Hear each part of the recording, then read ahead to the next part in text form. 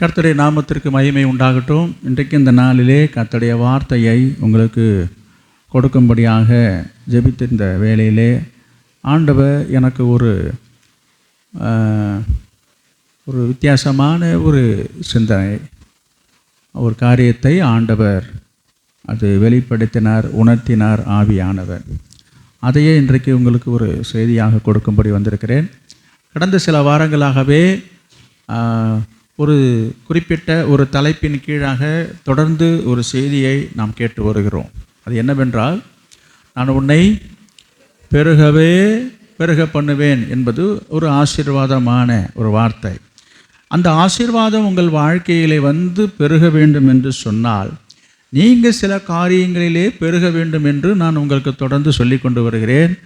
முதல்ல அன்பில் பெருகணும், இரண்டாவதாக விசுவாசத்தில் பெருகணும், மூன்றாவதாக கிருபையிலே பெருகணும். இந்த கிருபையிலே பெருக வேண்டும் என்பதனுடைய அவசியத்தை தான் தொடர்ந்து 2 வாரமாக சொல்லி கொண்டு வருகிறேன்.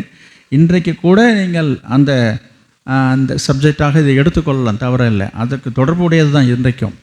எனவே இந்த கிருபை ரொம்ப ரொம்ப அவசியம் என்பதனால, இந்த கிருபையிலே நம்ம அதிகமாக பெருக வேண்டும் என்பதனால, எனவே இந்த கிருபையை பெற்றுக்கொள்வதற்கு இன்னும் அதிகமான வார்த்தைகளை, சத்தியங்களை, வசனங்களை நம்ம கேட்பதன் மூலமாக அந்த கிருபை கிடைப்பு என்பதனால தொடர்ந்து நான் அந்த அடிப்படையில் உங்களுக்கு நான் செய்தியை கொடுத்து கொண்டு வருகிறேன். எனவே இந்த கிருபைகளை பெருக வேண்டும் என்று சொன்னால், இந்த அதிகமான கிருபையை பெற்றுக்கொள்வதற்கு நாம் செய்ய வேண்டிய ஒரு முக்கியமான காரியத்தை உங்களுக்கு நான் சொன்னேன். அது என்ன?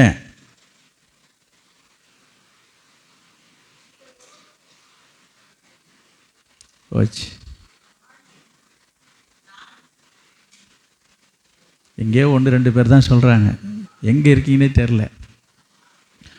நான் உங்களை தப்பாக புரிஞ்சுக்கிட்டேன். நீங்கள் ரொம்ப ஒரு தாழ்மையானவங்க, அதனால தான் ரொம்ப அமைதியாக அடக்கமாக இருக்கீங்க. அது சிம்பாலிக்கலாக சொல்கிறீங்கன்னு தெரியாமல் நான் வேறு வாயை திறந்து சொல்லலையேன்ட்டேன். உங்கள் தாழ்மையினுடைய அழகை நான் பார்க்குறேன். என்ன? ஆமாம், சபையில் வாயை திறந்து பேசுகிறதெல்லாம் ஒரு தாழ்மைக்கு அடையாளமாக இருக்காது இல்லையா? அதனால தான் மௌனமாக இருக்கீங்க. கவனிங்க, கிருபை பெருக வேண்டும் என்று சொன்னால் தாழ்மை ரொம்ப முக்கியம். கர்த்தர் யாருக்கு கிருபை அளிக்கிறதா? தாழ்மை உள்ளவருக்கு தான் கர்த்தர் கிருபை தருகிறார். ஒருவேளை சிலர் இப்படி யோசிக்கலாம், இவனே தொடர்ந்து அதையே பேசிகிட்டு இருக்கிற, கிருபன்றாரு, தாழ்மைன்றாரு, இதை விட்டவர் வேறு எதுவும் இல்லை போட்டிருக்கிறேன். நான் உங்களுக்கு சொல்கிறேன்,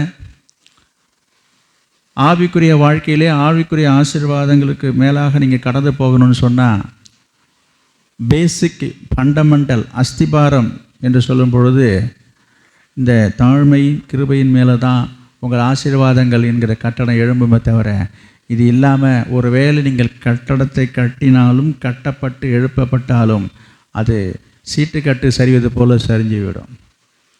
எனவே ஒரு கட்டடம் வலுவாக இருக்க வேண்டும் என்று சொன்னால் அஸ்திபாரம் வலுவாக இருக்க வேண்டும். உண்மைதானே?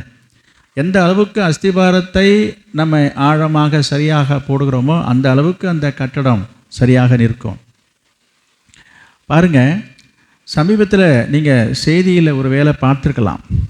நான் சொல்கிறது என்ன சொல்கிறது, டிவி செய்தியில் ஒரு சிலர் பார்த்துருக்கக்கூடும். அது எந்த இடம் எனக்கு ஞாபகத்து வரலை. புதிதாக கட்டப்பட்ட ஒரு வீடு, சொந்த இடத்துல புதிதாக கட்டப்பட்ட ஒரு வீடு. அவங்க வீடு கட்டி 2 மாடி கட்டிட்டாங்க.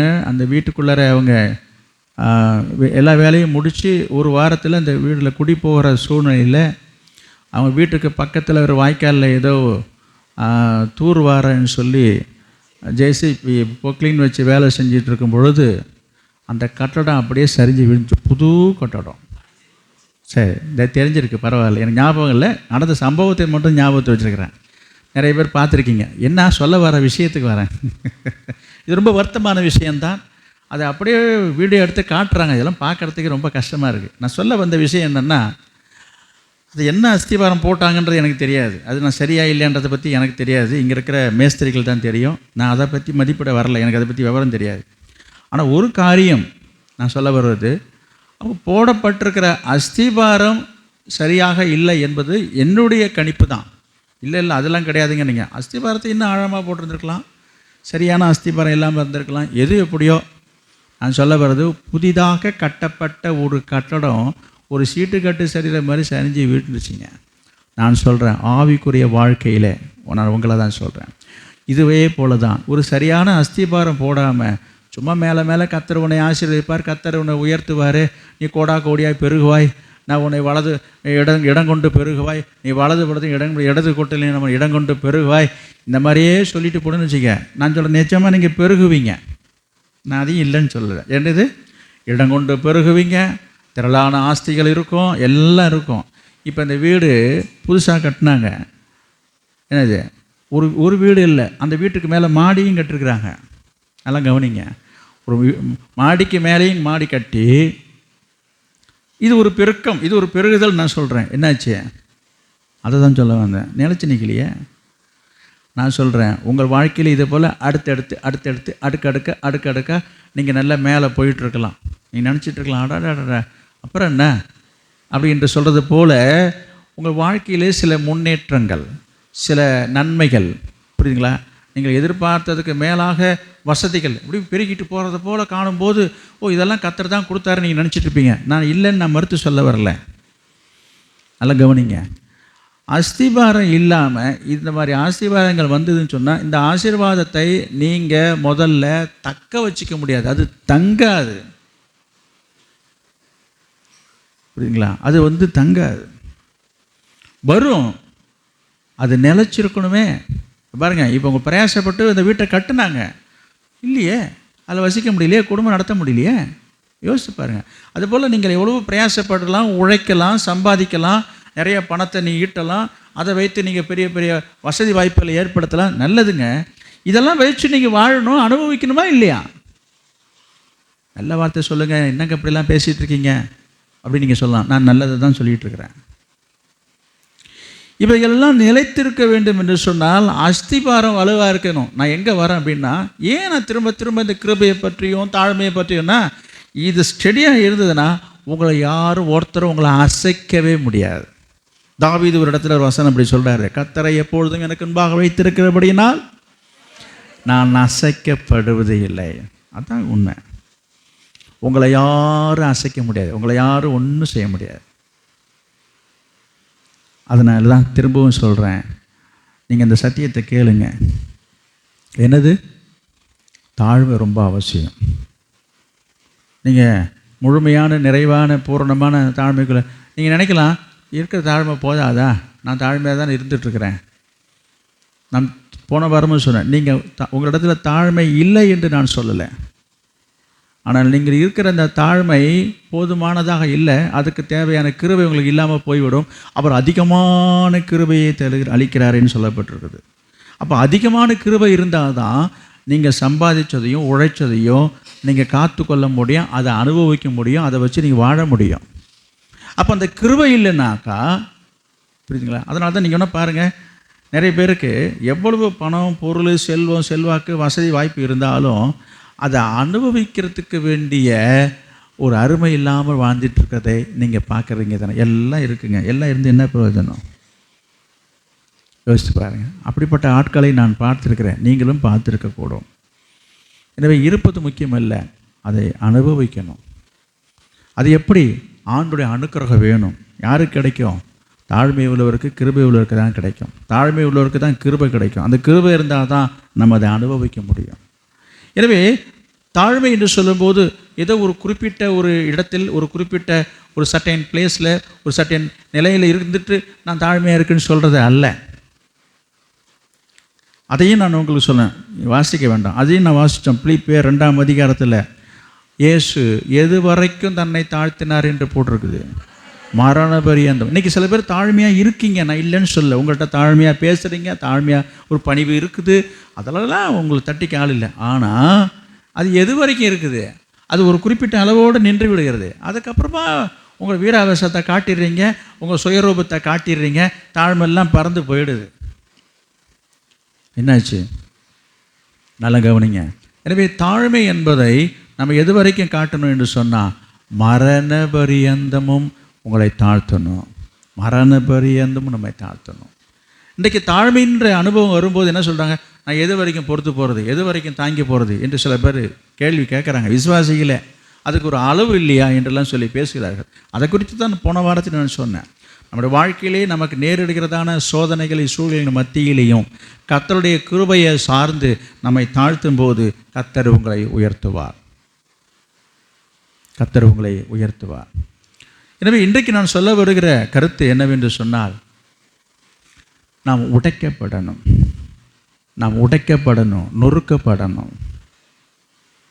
நீங்கள் உடைக்கப்பட்டால்தான் நீங்கள் உபயோகப்படுத்தப்பட முடியும்.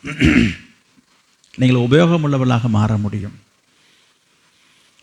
நான் சொன்னேன், இன்றைக்கி ஒரு புதிய ஒரு சிந்தனையை ஆவியானவர் என் மனசில் தந்தார். அதன் அடிப்படையில் ஒரு செய்தி கொண்டு வந்திருக்கிறேன். அது என்ன என்று சொன்னால், உங்களை எல்லாருக்கும் தெரியும் கோழி முட்டை. எல்லாரும் பார்க்காததில்லை, கோழி முட்டையை பார்த்தது தான். அந்த முட்டையை எடுத்து பார்க்கும்போது அதை பார்ப்பதற்கு வெள்ளை வெள்ளையன்னு இருக்குது இல்லையா? நான் சொல்கிறது கடையில் விற்கிற முட்டையை சொல்கிறேன். நாட்டு முட்டை வேறு கலரில் தான் இருக்கும். சரி, எது எப்படி இருந்தாலும் பார்க்க அழகாக இருக்குதுன்னு சொல்ல வரோம். அது ஷேப்பு, அது ஓட்டோடு இருக்கும்போது, முழுமையாக இருக்கும்போது, தோற்றத்தை பார்க்கும்போது அது ஒரு நல்ல அழகிய தோற்றத்தில் தான் இருக்குது. அந்த முட்டையை சொல்கிறேன். இப்படி இந்த அழகாக இருக்கிற இந்த முட்டையை அழகாக இருக்கின்றதுக்காக நம்ம அப்படியே பார்த்து கொண்டு அப்படியே வைத்து கொண்டு இருந்தால் அதனால் ஏதாவது ஒரு பிரயோஜனம் உண்டா என்று சொன்னால், நீங்கள் அந்த முட்டையை உடைச்சா உள்ளர மஞ்சள் கருவும் வெள்ளை கருவும் கலந்துருக்கும் இல்லையா? இப்போ அதுதான் நமக்கு பயன்படுகிறது, அதை தான் நாம் பயன்படுத்துகிறோம். ஓட்டோடு இருக்கிற முட்டையை பார்த்துக்கிட்டே இருக்கலாம், அவ்வளோதான், அழகாக தான் இருக்குது, இல்லைன்னு சொல்ல. ஆனால் எப்போ அது உடைபடுகிறதோ, உடைக்கப்பட தன்னை ஒப்பு கொடுக்கிறதோ, எப்போ உடைக்கப்படுவதோ அப்போ தான் அது பயன்பாட்டுக்கு வருகிறது. நான் உங்களுக்கு சொல்ல வருகிறேன், உங்களுடைய வாழ்க்கையிலே நான் சொல்கிறேன், நீங்கள் அனுதினம் வாழ்க்கை, இந்த உலக வாழ்க்கையிலே ஆண்டவர் உங்கள் வாழ்க்கையிலே உங்களை பயன்படுத்த வேண்டும் என்று சொல்லி அவர் நினைக்கிறார், அவர் விரும்புகிறார், அவர் எதிர்பார்க்கிறார். எனவே ஆண்டவர் உங்களை உபயோகப்படுத்தவும் பயன்படுத்தவும் பிரயோஜனமாக இருக்கும்படியாக உங்களை எடுத்து பயன்படுத்த விரும்புவதற்காக என்ன செய்ய வேண்டும் என்று சொல்கிறார் என்று சொன்னால், உங்களை அவர் உடைக்க விரும்புகிறார், உங்களை அவர் நொறுக்க விரும்புகிறார். அது என்ன உடைக்கிறது நொறுங்கிறது உங்களுக்கு தெரியும். இன்றைக்கி நிறைய பேர் அநேகருடைய வாழ்க்கையில் பாருங்கள், நடக்கிற சம்பவங்கள் மனசு உடைஞ்சி போகுதுங்கன்னு சொல்கிறோம். சில நேரங்களில் நடந்த சில சம்பவங்களை நினைத்து மனசு உடைஞ்சு நொறுங்கி போய் உட்கார்ந்துருக்கிறான்னு சொல்கிறாங்க. இந்த நொறுக்கப்படுதலும் இந்த உடைக்கப்படுதலும் தான் ஆண்டவர் உங்கள் வாழ்க்கையிலே செயல்படுவதற்கு வேண்டிய வழியை வகுக்கிறது. எனவே நீங்கள் ஆசீர்வதிக்கப்பட வேண்டும் என்று சொன்னால், நீங்கள் உங்களை உடைக்கப்படுவதற்கும் நொறுக்கப்படுவதற்கும் உங்களை ஒப்பு கொடுக்கணும், விட்டு கொடுக்கணும். அதை அந்த அனுபவத்துக்குள்ளாக நீங்கள் கடந்து போகணும். நிறைய பேர் அதை விரும்புறதில்லை, அதை சந்தோஷமாக அநேகரை ஏற்றுக்கொள்வது இல்லை. உடைக்கப்படும் பொழுதும் நொறுக்கப்படும் பொழுதும் அதை சந்தோஷமாக ஏற்றுக்கொள்றதுக்கு எத்தனை பேர்? எப்படிங்க ஏற்றுக்கொள்ள முடியும்? நான் சொல்கிறேன், உடைக்கப்படுது என்று சொல்லும் பொழுதே அது கடினமானது தான், கஷ்டமானது தான், அது துன்பத்தையும் வருத்தத்தையும் தரக்கூடியதான் என்பதில் சந்தேகமே இல்லை. உடைக்கப்படும் போது சுகமாக இருக்கும், நொறுக்கப்படும் போது இன்பமாக இருக்கும், இருக்கிறதுக்கு வாய்ப்பே கிடையாது. எனவே இவைகளை என்ன செய்யும்? நம்முடைய மனதை ரொம்ப ரொம்ப ரொம்ப வேதனைப்படுத்தக்கூடியதாக இருக்கும். அதுதான் உண்மையான உடைதல், உண்மையான நொறுங்குதல் என்று நான் உங்களுக்கு சொல்லுவேன். எத்தனை பேர் இப்போ நொறுக்கப்படும் போது ஓஹோன்னு எத்தனை பேருங்க சிரிச்சிட்டு சந்தோஷமாக இருக்க முடியும்? இருக்க முடியாது முதல்ல. அது அப்போ உடைக்கப்படும் போதும் நொறுக்கப்படுவது என்பதும் நமக்கு ஒரு துன்பத்தையும் ஒரு வருத்தத்தையும் ஒரு வேதனையும் தரக்கூடிய ஒரு அனுபவம் தான் என்பதில் எந்த மாற்றமும் இல்லை. எனவே அந்த அனுபவத்துக்கு நம்மை விட்டு கொடுக்கும் பொழுது, ஒப்பு கொடுக்கும் பொழுது தான் கர்த்தர் உங்களை அவருடைய கரங்களிலே ஒரு விலை மிகுந்த, விலை மதிப்புள்ள, ஒரு அல்லது உபயோகமுள்ள, ஒரு பிரயோஜனமுள்ள ஒரு பாத்திரமாக அவர் உங்களை உருவாக்கி மாற்றி அவர் பயன்படுத்துகிறார். எந்த ஒரு பொருளாக இருக்கட்டும், எந்த ஒரு பொருளாக இருக்கட்டும், ஒன்றுமான ஒரு சட்டிப்பானை எடுத்துக்கொள்ளுங்க. சாதாரண உடையிற ஒரு பொருளாக இருந்தாலும் சொல்கிறேன். அதை உருவாக்குவதற்கு முன்பதாக அந்த மண்ணை என்ன செய்கிறார்கள்? மிதித்து அந்த மண்ணை ரொம்ப மிதியிட்ட களிமண் சொல்லலாம், அதை போட்டு பிசைஞ்சு எடுத்து அதற்கப்புறமா தான் என்ன செய்யப்படுது? உருவாக்கினால் மட்டும் இல்லை, அது சூளையில் வைத்து நெருப்பினால் சுட வச்சு இதெல்லாம் அதுக்கு ரொம்ப குழுகுலுன்னு இருக்குது. அதுக்கு அப்பிற்பாடு தான் அது என்ன பண்ணுது? நம்முடைய கைகளிலே பயன்படுத்தப்படுகிற ஒரு பாத்திரமாக இருக்கிறது. ஏன் அவ்வளோ தூரம்? இன்றைக்கு எதை அதிகமாக மதிக்கிறார்கள்? தங்கத்தையும் பொன்னையும் தானே இன்றைக்கி அதிகமாக மதிக்கிறாங்க. இன்றைக்கி விலை மதிப்புள்ள அதிக மதிப்புள்ள ஒரு பொருள் அது இல்லையா? இன்றைக்கு உங்களுடைய காதுலேயும் கழுத்துலேயும் கையிலையும் பலன்னு இன்றைக்கி மின்னுது என்று சொன்னால் அது அப்படியே வந்துடுறது இல்லை நேச்சராக. அது பல படிகளை தாண்டி அதை உருக்கி புடமிட்டு அதிலிருந்து தான் என்ன செய்கிறாங்க நீங்கள் பார்க்குற அல்லது சிலர் உபயோகப்படுத்துகிற அது பொன்னாக மிளறுகிறது. இது போல் எத்தனையோ காரியங்களே சொல்லிக்கிட்டே போகலாம். எனவே ஆண்டவர் உங்கள் வாழ்க்கையில் ஆண்டோடைய செயல்களை கிரியைகளை பார்க்கணுன்னு சொன்னால் அந்த அனுபவத்துக்குள்ளே வரணும்னு நான் இப்போ சொன்னேன். இந்த அனுபவத்தை சந்திக்கும் பொழுது நான் சொல்கிறது, இந்த அனுபவத்துக்குள்ளாக வரும்பொழுது ஏன் சிலரால் அதை ஜீரணிக்க முடியல, ஏன் அதை சகிக்க முடியல, ஏன் அதை தாங்க முடியல, ஏன் அதை சந்தோஷமாக சிலரால் ஏற்றுக்கொள்ள முடியல என்று சொன்னால் அங்கே தான் சொல்கிறேன், தாழ்மை இல்லை. தாழ்மை உள்ளவர்கள் தன்னை தாழ்த்தும் பொழுது தாழ்த்துகிறவர்கள் என்ன செய்வார்கள்? தேவன் நடத்துகிற அனுமதிக்கிற எந்த ஒரு பாதைக்கும் தன்னை ஒப்பு கொடுப்பார்கள், விட்டு கொடுப்பார்கள். எனவே இது எதை சார்ந்திருக்கிறது என்று சொன்னால், இந்த நொறுக்கப்படுதலும் உடைக்கப்படுதல் எதை சார்ந்திருக்கிறது என்று சொன்னால் அது தாழ்மையை சார்ந்திருக்கிறது. தாழ்மை இருந்தால் மட்டும்தான் இந்த அனுபவத்துக்குள்ளாக நீங்கள் கடந்து போக முடியும். எனவே தான் நான் சொல்கிறேன், உங்களுக்கு தாழ்மை ரொம்ப அவசியம். இப்படிப்பட்ட ஒரு தாழ்மையின் ஆவி, அபிஷேகம், ஒரு சிந்தை உங்களுக்குள்ளே இருக்கிறதா என்பதை சற்று ஆராய்ந்து பார்க்கணும். நீங்கள் அப்படி இருந்தால் அதற்கு வேண்டிய கிருபையை ஆண்டவர் உங்களுக்கு அதிகமாக தருவார். இன்றைக்கு வாசித்த அந்த வேத பகுதியிலே ஒரு வசனத்தை நான் உங்களுக்கு சுட்டி காட்ட விரும்புகிறேன். ஏசாயா 57ஆம் அதிகாரத்தில் 15வது வசனத்தை பாருங்கள். நித்தியவாசியும் பரிசுத்தர் என்கிற நாமமுள்ளவருமாகிய மகத்துவமும் உன்னதமானவர் சொல்லுகிறார். உன்னதத்திலும் பரிசுத்த என்கிற நாமமுள்ளவருமாகிய மகத்துவமும் உன்னதமானவர் சொல்லுகிறதை கேளுங்கள். உன்னதத்திலும் பரிசுத்த ஸ்தலத்திலும் வாசம் பண்ணுகிற நான், அங்கெல்லாம் வாசம் பண்ணுகிற நான், பணிந்தவர்களின் ஆவியை உயிர்ப்பிப்பதற்கும் நொறுங்கினவர்களின் இருதயத்தை உயிர்ப்பிக்கிறதற்கும் நொறுங்குண்டு உள்ளவர்களிடத்திலும் வாசம் பண்ணுகிறேன். நல்லா புரிஞ்சுங்க. கர்த்தர் எங்க வாசம் பண்ணுகிறாரா? கவனிங்க. உங்களுக்கு தெரிஞ்சதை நான் சொல்கிறேன். இதை நம்ம அப்புறம் பார்ப்போம். உங்களுக்கு தெரிஞ்சதை பாவம். கர்த்தர் எங்கே வாசம் பண்ணுவார்? அவர் துதியின் மத்தியிலே வாசம் பண்ணுகிறவர். நம்ம பாடுறோம், படிச்சிருக்கிறோம், தெரியும் அந்த வார்த்தை உங்களுக்கு. கர்த்தர் எங்கே வாசம் பண்ணுவார்? துதியின் மத்தியிலே வாசம் பண்ணுறார். அப்புறம் இன்னும் சில வார்த்தைகளுக்கு தெரியும். கர்த்தர் எங்கே வாசம் பண்ணுவார்? அவர் பரிசுத்தராக இருக்கிற அப்படின்னாலே பரிசுத்த ஸ்தலத்திலே அவர் வாசம் பண்ணுகிறவர் என்று சொல்லி பார்க்குறோம். அவர் பரலோகத்திலே வாசம் பண்ணுகிறவர், பரிசுத்த கூட்டத்தின் நடுவிலே வாசம் பண்ணுகிறவர். இப்படிலாம் அவர் ஆண்டவர் இருக்கிற இடம், இருக்கக்கூடிய இடம், வாசம் பண்ணக்கூடிய இடம் என்று சொல்லும் பொழுது இதெல்லாம் உங்களுக்கு தெரியுது. அவர் எங்கே இருக்க வேண்டியவர், எங்கே இருக்கிறவர், எங்கே இருப்பவர். இங்கே படித்தோம், இப்போ இங்கேயே படித்தோம் பாருங்கள். நித்தியவாசியும் பரிசுத்தர் என்கிற நாமம் உள்ளவருமாகிய மகத்துவமும் உன்னதமானவர் சொல்லுகிறார். உன்னதத்திலும் பரிசுத்த ஸ்தலத்திலும் வாசம் பண்ணுகிற நான், அந்த மாதிரி அப்படிப்பட்ட இடத்துல வாசம் பண்ணுகிற நான் எங்கே வாசம் பண்ணுவேன்னு சொல்றாரு. அதை தான் நீங்க சிந்திக்கணும். எங்க வாசம் பண்ணுவாரு? பணிந்தவர்களின் ஆவி, நொறுங்கினவர்களின் இருதயத்தை உயிர்ப்பதற்காகவும் நொறுங்குண்ட பணிந்த ஆவி உள்ளவர்கள் இடத்தில் வாசம் பண்ணுவார் அவர்.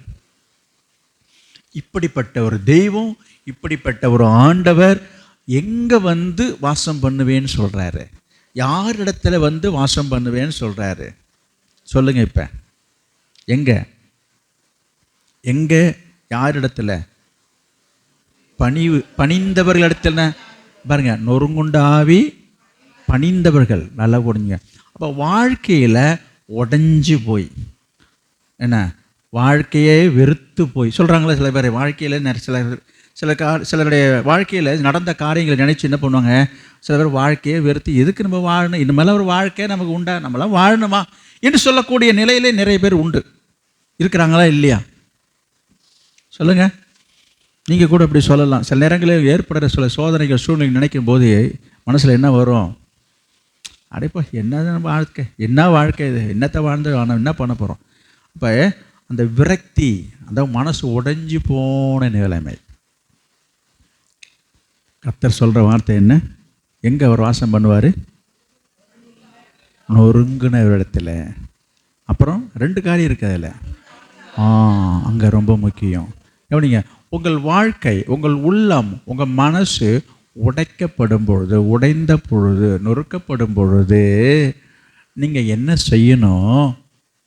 நொறுக்கப்பட்டால் மட்டும் போதாது, நொறுக்கப்பட்டதோடு கூட நீங்கள் ஆண்டவரை பணிந்து கொள்வீர் என்று சொன்னால் கர்த்தர் என்ன செய்வார்? உங்களிடத்தில் வந்து வாசம் பண்ணுவார். எங்கே அவர் வாசம் பண்ணுவார்? நிறைய பேர் நொறுக்கப்படுறாங்க. நல்லா கவனிங்க. நிறைய பேர் வாழ்க்கையில் நொறுக்கப்படுறீங்க என்பதில் சந்தேகமே இல்லை. நொறுக்கப்படுறதுனா என்ன? நிறையா நிந்தை, அவமானம், அவசொல்லு, பழி, நஷ்டம், கஷ்டம், துரோகம், வஞ்சகம், இதெல்லாம் வாழ்க்கையில் நம்ம சந்திக்கும் போது மனசு என்ன செய்யுது? அப்படியே சுக்குநூறாக உடஞ்சி போகுதுன்னு சொல்கிறீங்களா இல்லையா? சொல்லியிருக்கீங்களா இல்லையா? எத்தனை பேர் உங்கள் மனசை உடைச்சிருக்கிறாங்க? மனம் உடைந்து போகும்படி, மனம் நோகும்படி எத்தனை பேர் பேசியிருக்கிறாங்க உங்களை? அப்படிப்பட்ட நேரங்களெல்லாம் நீங்கள் என்ன செய்வீங்க? அப்படியே மனசில் நினச்சி பார்த்து அப்படியே உடஞ்சி போய் உருகலைஞ்சு போய் உட்காந்துருப்பீங்க. எத்தனை பேர் நீங்கள் உங்களால் உருவாக்கப்பட்டவங்க, உங்களால் நன்மையை பெற்றவங்க, உங்களுக்கு எதிராக பேசும்போது, எதிராக செயல்படும் போது, உங்களுக்கு ஒரு துரோகம் பண்ணும் பொழுது, உங்களுக்கு ஒரு நஷ்டத்தை ஏற்படுத்தும் போது உங்கள் மனசு எப்படி உடைஞ்சி போகுது? நீங்கள் பெற்று வளர்த்து ஆளாக்கி உருவாக்கினவர்களே உங்களுக்கு எதிராக நிரம்பும் போது, ஒரு பழமொழி சொல்வார்கள், என்னது, வளர்த்த கடா வளர்த்த கடா மார்பில் பாய்ஞ்சுன்றான். அதுபோல் உங்களால் உருவாக்கப்பட்டவங்க, உங்களால் நன்மையை பெற்றவர்கள், உயர்த்தப்பட்டவர்கள் உங்களுக்கு எதிராக எழும்போது இதெல்லாம் ஜீரணிக்க முடியாத விஷயங்கள். இதெல்லாம் நான் சொல்கிறதெல்லாம் நம்மளால் அதை கடந்து போகிறது ரொம்ப கஷ்டம். அப்போ அந்த பாதையை கடந்து போகும்போது கடந்தவருக்கு தான் தெரியும் அந்த வலியும் வருத்தமும். ஒவ்வொரு சூழ்நிலைகளையும் அதை சந்திக்கும் போது தான் மனசு படுகிற அந்த பாடு, வேதனை இருக்குத, அதை பட்டவங்களுக்கு தான் சொல்ல முடியும். எனவே நீங்கள் படாதவர்களும் யாரும் இருக்க மாட்டீங்க என்று சொல்லி நான் நம்புகிறேன். எனக்கு அந்த அனுபவம் உண்டு. உங்களுடைய வாழ்க்கையில் நீங்கள் அந்த பாதை வழியாக நீங்கள் கடந்து போயிருக்கக்கூடும். என்னது? நொறுக்கப்படுகிற அனுபவங்கள். இப்படி உடைந்து போன, நொறுங்கி போன இந்த அனுபவத்துக்குள்ளாக கடந்து போகும் பொழுது எத்தனை பேர் அந்த பாதையை கடந்து போவதற்கு கர்த்தருடைய இரக்கத்தையும் கிருபையையும் துணையையும் பலனையும் சார்ந்து கொண்டவர்கள் எத்தனை பேர் என்று சொன்னால் எனக்கு தெரியாது. இப்படிப்பட்ட ஒரு சூழ்நிலையில், உடைந்து போன சூழ்நிலையில், நொறுங்கி போன சூழ்நிலையில், அடப்போயப்பா கத்தராது ஒன்றாவது எல்லாம் பார்த்த வரைக்கும் போகுது, எல்லா ஏசுநாதரையும் பார்த்தாச்சு, போ அவரே நம்மளை கையை விட்டுவிட்டாரு. நானும் தான் இத்தனை வருஷமாக போய் ஏசுநாதன் தான் போய் அல்லையான்னு தான் போட்டுட்டு வந்தேன். என்ன பண்ணார் அவர்? என்ன பார்த்தார் அவர்? அவர் பார்த்தார், அவர் என்ன செஞ்சார்? அவர் இப்படி தான் என் குடும்பம் இப்படி இருக்குமா, என் பிள்ளை இப்படி இருக்குமா, எனக்கு இப்படி நடக்குமா அப்போ என்று சொல்லுகிற நினைக்கிற நிலையில் ஒரு சிலர் உண்டு. இங்கே இருக்கீங்களான்றது எனக்கு தெரியாது. நீங்கள் நல்லா ஆராய்ஞ்சு பாருங்கள், உங்களுடைய மனநிலைமை யோசித்து பாருங்கள். நான் சொன்ன முதல் பகுதியை நீங்கள் ஒத்துக்கொண்டிருப்பீங்க. எதை? இந்த உடைந்து போன, நொறுங்கி போன அனுபவத்தை பற்றி பேசும்போது நிச்சயமாகவே நீங்கள் எல்லாருமே யார் மூலமாவது உடைக்கப்பட்டிருப்பீங்க, நொறுக்கப்பட்டிருப்பீங்க. உங்கள் மனசை உடைத்தவர்கள் உண்டு, நொறுக்கினர்கள் உண்டு, உங்களை கண் கலங்க செய்தவர்கள் உண்டு, உங்களை கலங்கி போக பண்ணினவர்கள் உண்டு, உங்கள் ராத்திரியில் உங்களை தூங்க விடாமல் பண்ணினவர்கள் சிலர் உண்டு. அவர்கள் செய்த செயலை நினைக்கும் போது ராத்திரியில் படுத்த சில பேருக்கு தூக்கமே வராது. அப்படிப்பட்டவர்களாக இங்கே நீங்கள் இருக்கக்கூடும். இது போல் அனுபவங்களை நீங்கள் சந்தித்திருக்கக்கூடும். இது என்ன அனுபவம் நான் சொல்ல வருகிறேன்? இது நொறுங்குண்ட அனுபவம். இந்த அனுபவம் நல்லது. ஆனால் இந்த பாதியோடு சில பேர் நின்றுறதுனால தான் அவங்க ஆசீர்வாதம் பாதியோடு போயிடுது. வசனம் என்ன சொல்லுது பாருங்க, ஆண்டவர் என்ன செய்கிறாரு, இந்த நொறுங்குண்ட நிலையிலே நீங்கள் நொறுக்கப்படும் பொழுது அங்கே என்ன ஒரு காரியம் இருக்குது, என்னது சொல்லுங்க? நொறுங்குண்டு பணிந்து. அங்கே தாங்க போயிடுச்சு. நிறைய பேருக்கு பணிவு இல்லை, நொறுக்கப்படுறாங்க, அந்த அனுபவத்துக்குள்ளே வராங்க, மனசு உடஞ்சி போய் துக்கத்தோடு இருக்கிறாங்க, வருத்தத்தோடு இருக்கிறாங்க, வேதனையோடு இருக்கிறாங்க, ராத்திரி பதிலாக அழுகிறாங்க. ஒவ்வொரு காரியத்தை நினச்சாலே கண்ணீராக வருது, அழுகையாக வருது, தூக்கம் இல்லை, சரியான சாப்பாடு இல்லை, மனசில் சந்தோஷம் இல்லை, இதெல்லாம் இருக்குது. இந்த அனுபவத்தில் நான் குறை சொல்லலை, எல்லாம் இருந்தோம். என்ன செய்யலை, என்ன செய்யணும், என்ன செய்யலைன்றதான் பாயிண்ட். அந்த நேரத்தில் தான் ஆண்டவரை ஒரு சிலர் பணிந்து கொள்றதே இல்லை. இப்போ நான் சொல்லலை, வந்த உடனே நான் இன்னைக்கு ஆராதனை சொன்ன பாருங்க, யோபுனுடைய மனைவி யோபுக்கு ஒரு பெரிய ஒரு உபத்திரம் வந்ததை எல்லாருக்கும் தெரியும். நான் என்ன திரும்ப சொல்லணும், 10 பிள்ளைங்க அவங்களுக்கு. அந்த ஊர், அந்த காலத்தில், அவன் வாழ்ந்த காலத்தில், அந்த நாட்டில், அந்த தேசத்தில் அவனை போல யாருமே பணக்காரன் வசதி படைத்தவனே கிடையாது. அவ்வளவு பெரிய சீமான். இப்போ நம்ம சொல்கிறோம் அதானி, மதானி, கதானி, தானின்லாம் சொல்லிட்டு இருக்கிறோம்ல, அதெல்லாம் தாண்டின ஆள் நம்ம யோபு. அப்படி தான் பைபிளில் எழுதியிருக்குது. அவ்வளவு பெரிய சீமானவன், அவ்வளவு வசதியாக வாழ்ந்தவன், 10 பிள்ளைகளோடு இருந்தவன். அது மட்டும் இல்லை, அவன் நேர்மையானவன், நாணயவன், உத்தம, சன்மார்க்கம் என்று சொல்லி அவனை பற்றி எழுதப்பட்டிருக்குங்க. அவனுக்கு அவன் வாழ்க்கையில் நடந்த சம்பவத்தை பார்த்தீங்கன்னா அவனுடைய சொத்து பத்து எல்லாம் இழந்துட்டான். ஆனால் அதையாவது பரவாயில்ல, சம்பாதிச்சிக்கலாங்க. 10 பிள்ளைங்க ஒரே நாளில் போயிடுச்சு. ஜீர்ணிக்க முடியுமா? இன்றைக்கி ஒரு பிள்ளை இறந்துட்டாலே நம்ம எவ்வளோ கஷ்டப்படுறோம். ஒரே நாளில் 10 பிள்ளைகளும் இறந்துட்டாங்க. அவனுடைய ஆஸ்தி அந்தஸ்து எல்லாம் போயிடுச்சு. இத்தனைக்கும் அவன் யார்? அவன் ஒரு பக்தி உள்ளவன். பைபிள் எழுதியிருக்குது, அவன் ரொம்ப ரொம்ப பக்தியாக இருக்கிறவன், அவன் உத்தமன், அவன் சன்மார்க்கன், அவன் நீதிமான், அவனை மாதிரி ஒரு உண்மையானவன், யோக்கியவன் அந்த ஊரில் யாருமே இல்லை அப்படின்னு எழுதியிருக்குது. இப்படிப்பட்ட ஒரு நல்லவனுக்கு இப்படி நடக்கலாமான்றதான் கேள்வி. எல்லாரும் இப்பவும் அதுதான் கேட்குறோம். இப்போதும் உலகத்தில் எல்லாரும் கேட்குற கேள்வி அதுதான். நல்லவங்களுக்கு ஏங்க பாடு வருது, நல்லவங்களுக்கு ஏங்க கஷ்டம் வருது, துன்பம் வருது, கடவுள் ஏங்க அவங்கள சோதிக்கிறாங்கன்னு தான் இன்னைக்கு எல்லாரும் கேள்வி கேட்டுட்ருக்குறாங்க. நீங்கள் மட்டும் கேட்காம இல்லை, எல்லாரும் கேட்டிருப்பீங்க. இந்த கேள்வி மனதில் வரும். கவனிங்க, கேள்விக்கு என்ன பதில்? இங்கே நான் பார்க்குறோம், யோபுடைய வாழ்க்கையில் நடக்காமல் இல்லை. இந்த கேள்வி அவன் சொந்த மனைவிக்கே வந்துச்சு. என்னது? அடப்போய, எப்போ பார்த்தாலும் கத்தர் என்ன பண்ணார் அங்கே? கத்தர் எல்லாத்தையும் பிடுங்கிட்டு விட்டாரு, பிள்ளையும் பயிரி கொடுத்தாச்சு. இதுக்கு மேலே நீ உனக்கு ஆண்டவரான் போய, பிள்ளையும் இல்லை, குடும்பம் இல்லை, ஒன்றும் இல்லாமல் போச்சு, இனிமேல் நீ ஆண்டவர் அப்படின்னு சொல்கிற. அதை இங்கே எழுதியிருக்குது, அதை நீங்கள் படிச்சிருக்கீங்க. இப்போ படிக்க நேரம் இல்லை. ஆனால் யோபு என்ன சொன்னார் அந்த இடத்துல? இப்படி உடைக்கப்பட்ட சூழ்நிலையிலே, நொறுக்கப்பட்ட நிலையிலே யோபு செய்த காரியம் என்ன?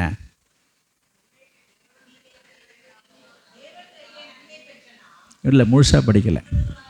நீ பைத்தியக்காரி பேசுகிறத போல பேசுகிறாய். தேவன் கையிலே நன்மையை பெற்ற நாம் பாருங்க, தீமையை பெற வேண்டாமோ? புருஷன் தன் மனைவியை பார்த்து சொல்ற வார்த்தை. அந்த மனைவி சொல்லுது புருஷனை பார்த்து, யோ போதையா கத்தரலாம், போய் சாவியா, போய் மருந்தை குடிச்சிட்டு வா, செத்து போவோம் அப்படின்னு சொல்லி கட்டின மனைவி சொல்கிறா தன் புருஷனை பார்த்து. நான் எதுக்கு ஏன் திருப்பி சொல்கிறேன்னா, அப்போ இருக்கிற நெருக்கமான உறவே அதுதான். இதுக்கப்புறம் தான் மற்ற உறவுகளுக்கெல்லாம் முதல் உறவே அதுதான், புருஷன் மனைவி. அப்புறம் தான் மற்ற உறவெல்லாம், தாய் தகப்பன்றதெல்லாம். அப்படிப்பட்ட ஒரு நெருக்கமாக இருக்கக்கூடிய உறவுக்காரங்களே நீ செத்துப்போன்னு சொல்கிறதே கூட யோபு என்ன சொல்கிறாரு? அட பைத்தியக்காரி பேசுகிற மாதிரி பேசிகிட்டு இருக்கிறேன். தேவன் கையில் நன்மையை பெற்ற நாம தீமையை பெற வேண்டாமா அப்படி சொல்கிறாரு. இதுக்கு முன்னாடி சரி, இது தன் மனைவியை சொன்னதுக்கு இவர் சொன்ன பதில். இதற்கு முன்னதாக எல்லாவற்றையும் இழந்த நிலையிலே யோபு சொன்ன வார்த்தை என்ன?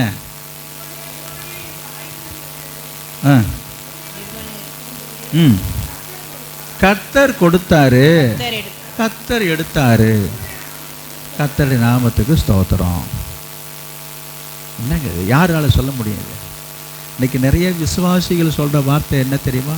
விசுவாசிங்க 12 வருஷம் 18 வருஷம் விசுவாசி கூட ஒரு காரியம் நடக்கலைன்னா ஆமாம் என்ன ஆண்டவர், நம்ம போய் அவங்கள்ட்ட போய் ஜெபம் பண்ணி ஆமாம் ஜெபம் பண்ணி என்னத்தை ஜெபத்தை கண்டு என்ன பண்ண கண்டோம்.